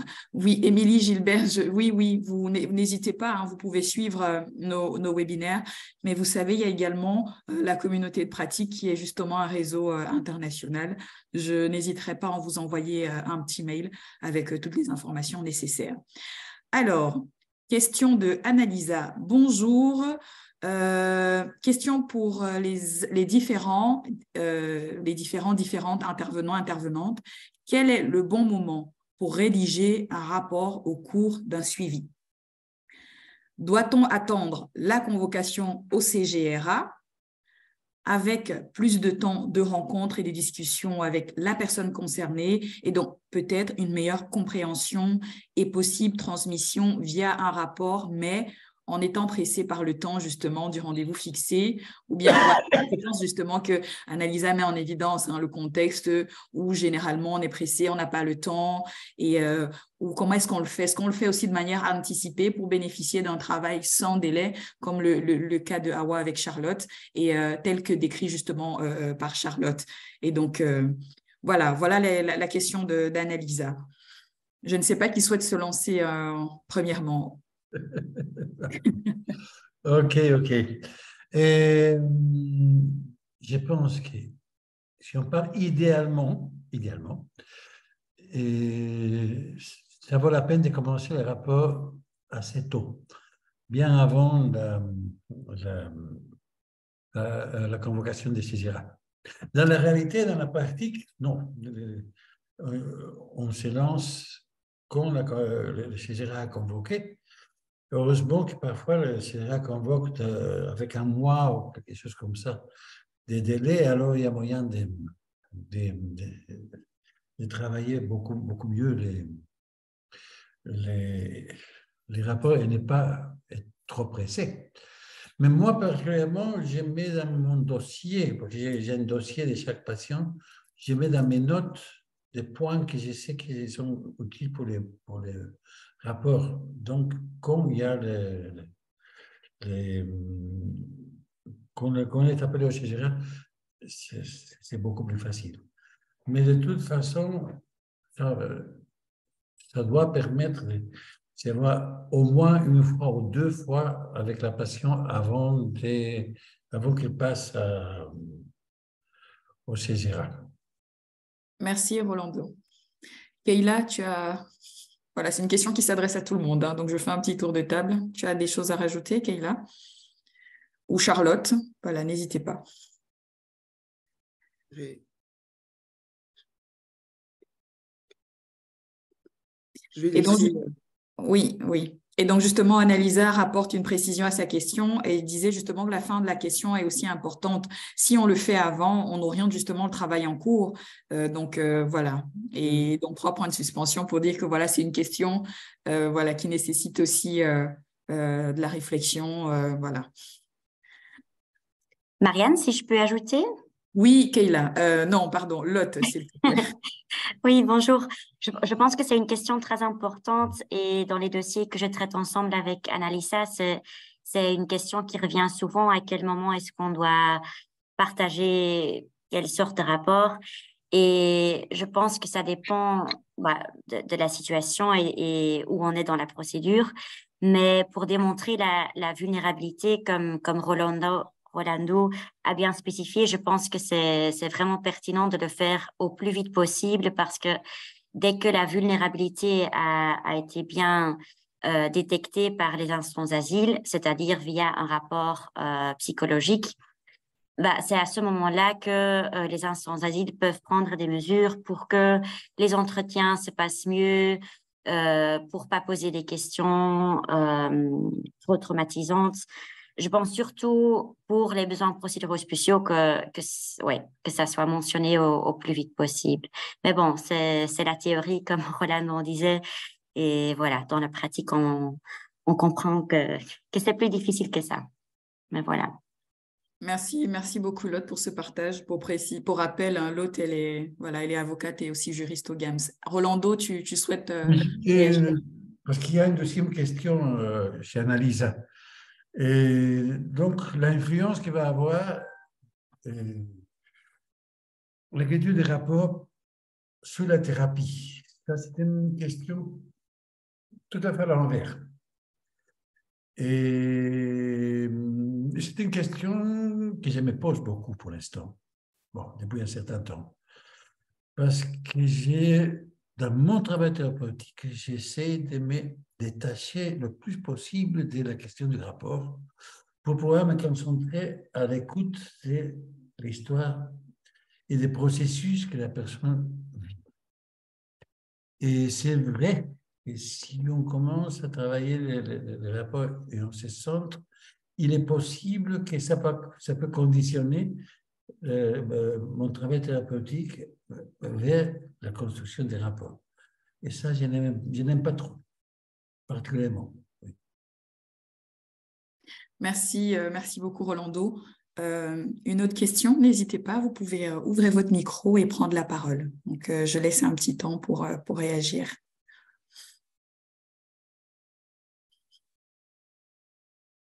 Ou alors, ça peut être un partage. Hein, si vous n'avez pas de questions, ça peut être un partage sur ce qui vient d'être dit pendant ces 2 heures. N'hésitez pas.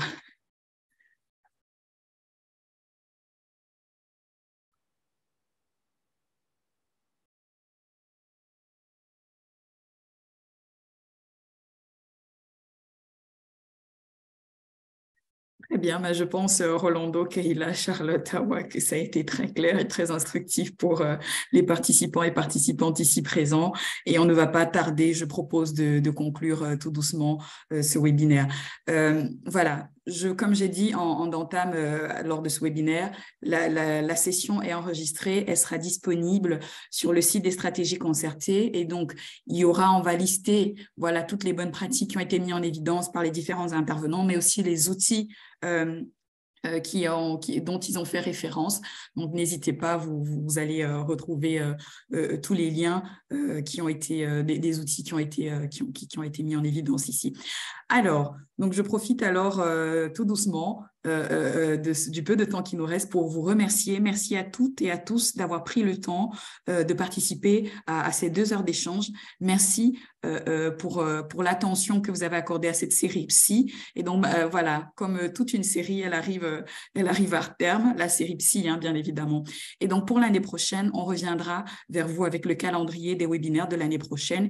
Et qui sait, voilà, et aussi, mais aussi la nouvelle série qu'on va aborder. Je vous prie, s'il vous plaît, de prendre un instant afin d'évaluer cet atelier en ligne. Vous savez que notre objectif, c'est vraiment de pouvoir répondre un maximum aux besoins et attentes des professionnels, des personnes de terrain. Voilà, prenez le temps de nous laisser en commentaire vos suggestions, vos remarques pour pouvoir justement l'année prochaine vous offrir un format qui vous correspond le mieux possible. Je remercie tous nos intervenants ici présents. Rolando, merci. Keila, merci. Charlotte, Awa, merci pour ce partage de ton intime. Je n'ai plus qu'à vous souhaiter une agréable fin de journée et on se dit à l'année prochaine pour la nouvelle série de webinaires des stratégies concertées. Je suis Marianne Guéna, je suis la coordinatrice du réseau des stratégies concertées et je suis ravie d'avoir modéré ce dernier atelier de la série Psy. Merci, au revoir. Merci à vous. Merci beaucoup. Merci, au revoir tout le monde. Merci. Au revoir. Merci à Charlotte. Keila et Rolando. Merci. Et merci à Marianne pour avoir organisé cet atelier. Merci beaucoup et merci à Awa pour ton témoignage et merci aux autres pour votre participation. Au revoir. Merci. Au revoir. Au revoir. Au revoir.